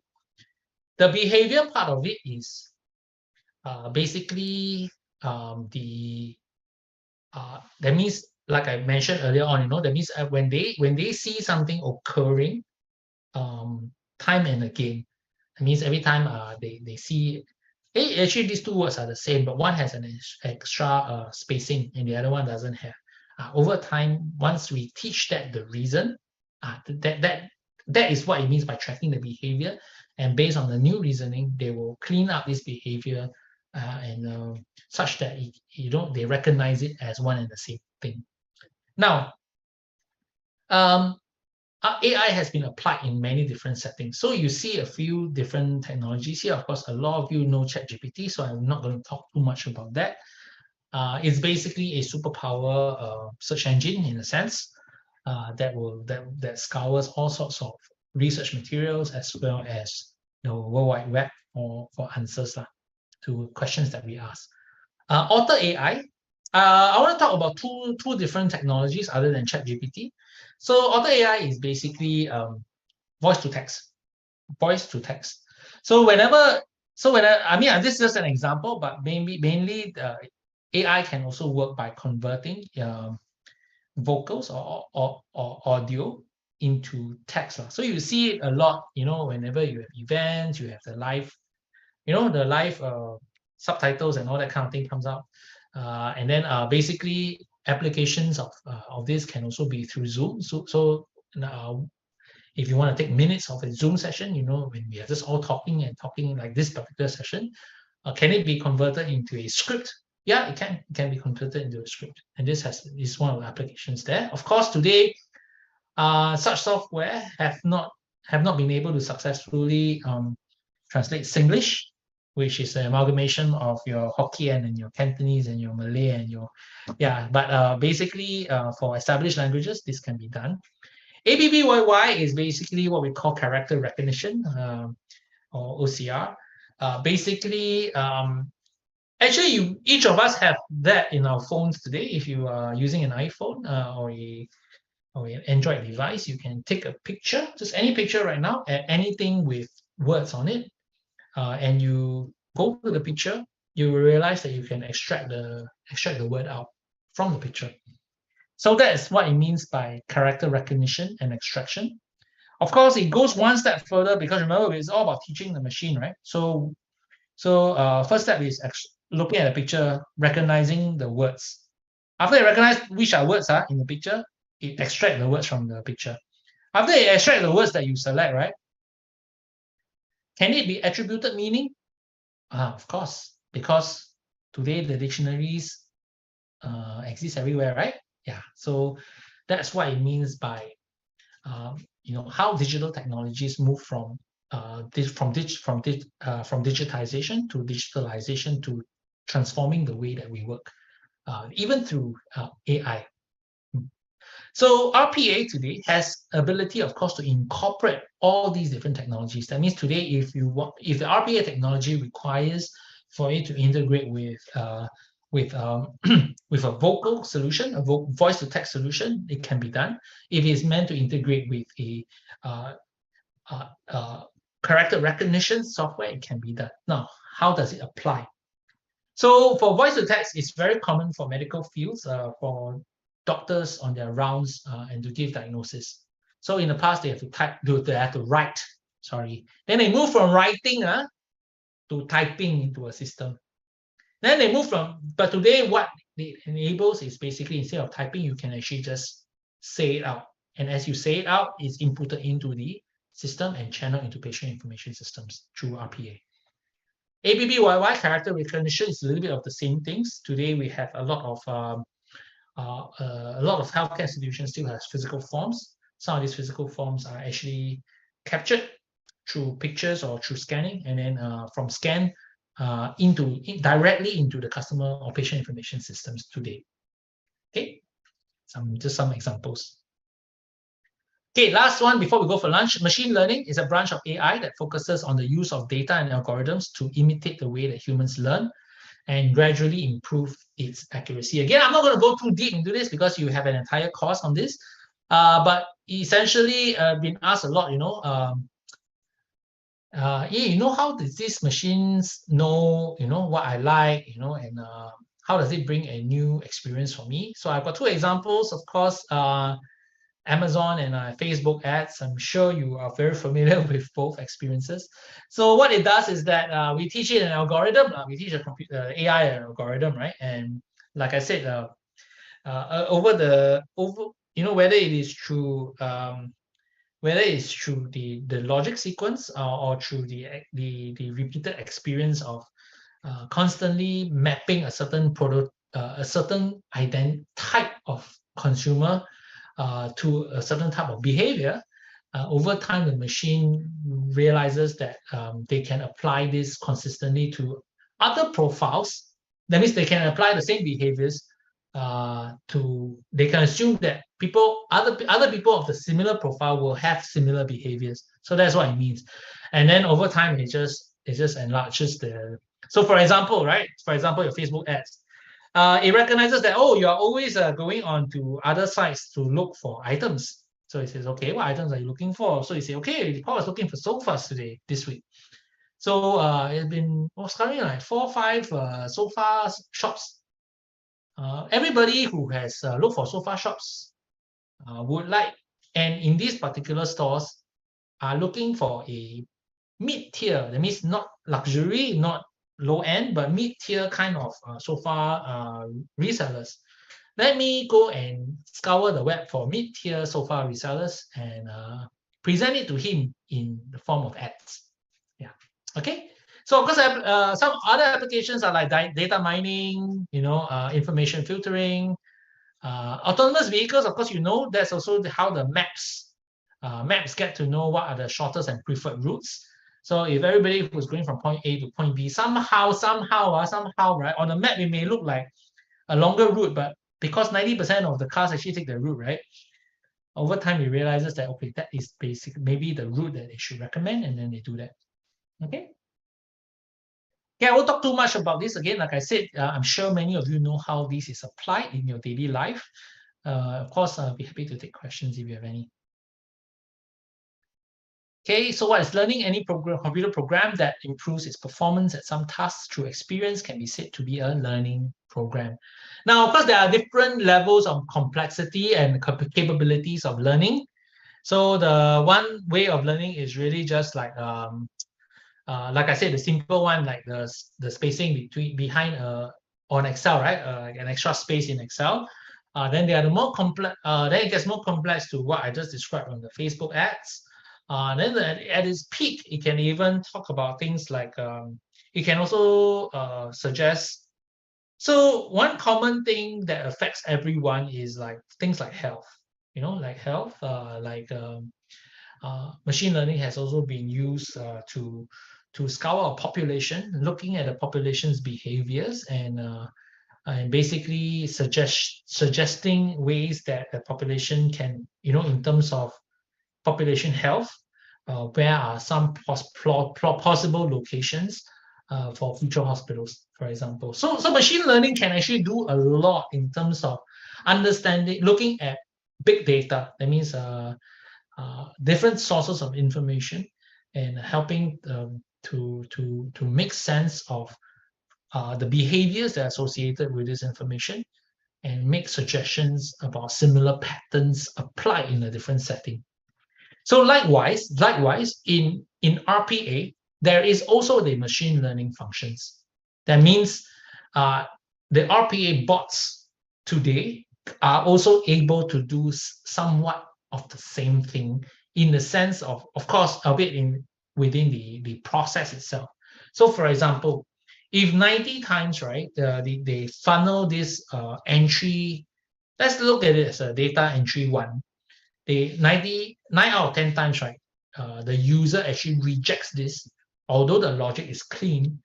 The machine learning recognizes this as, hey, there is an error to this particular logic, and they want to know more. So when they want to know more, they will test. They will start to use different pathways, and until they find the one that the users accept over time, and then they have learned that is the right thing to do with entries of this nature. Okay. How does RPA feature along the new tech? So you have RPA here, machine learning, AI, integration platforms, low or no code tools, and others. So really, the RPA technology is really the tip of the iceberg, what you see here. And below it, empowering it, is really all these different layers that we talk about or that you have learned in your other course as well. Okay, so it's not a coffee break right now, it's really the lunch break. When we get back, of course, when we get back from lunch, I will talk a little bit more about let me just stop sharing first. So have a good lunch. When we come back, again, what I will talk about is really, before we go into the risks, is to talk about business process. So it can get a little bit dry, but you need to understand business processes because remember, RPA is really automating these business processes. So we will talk about business process. Then we will talk a little bit about how automation journeys are being planned. And then we will end with the the risks and challenges in RPA deployment. Okay, so without much further ado, we'll take an hour break. From here, we'll be back at 1:50. Okay. Okay, see you everyone. I'll start the timer now, but you guys just feel free to to log off.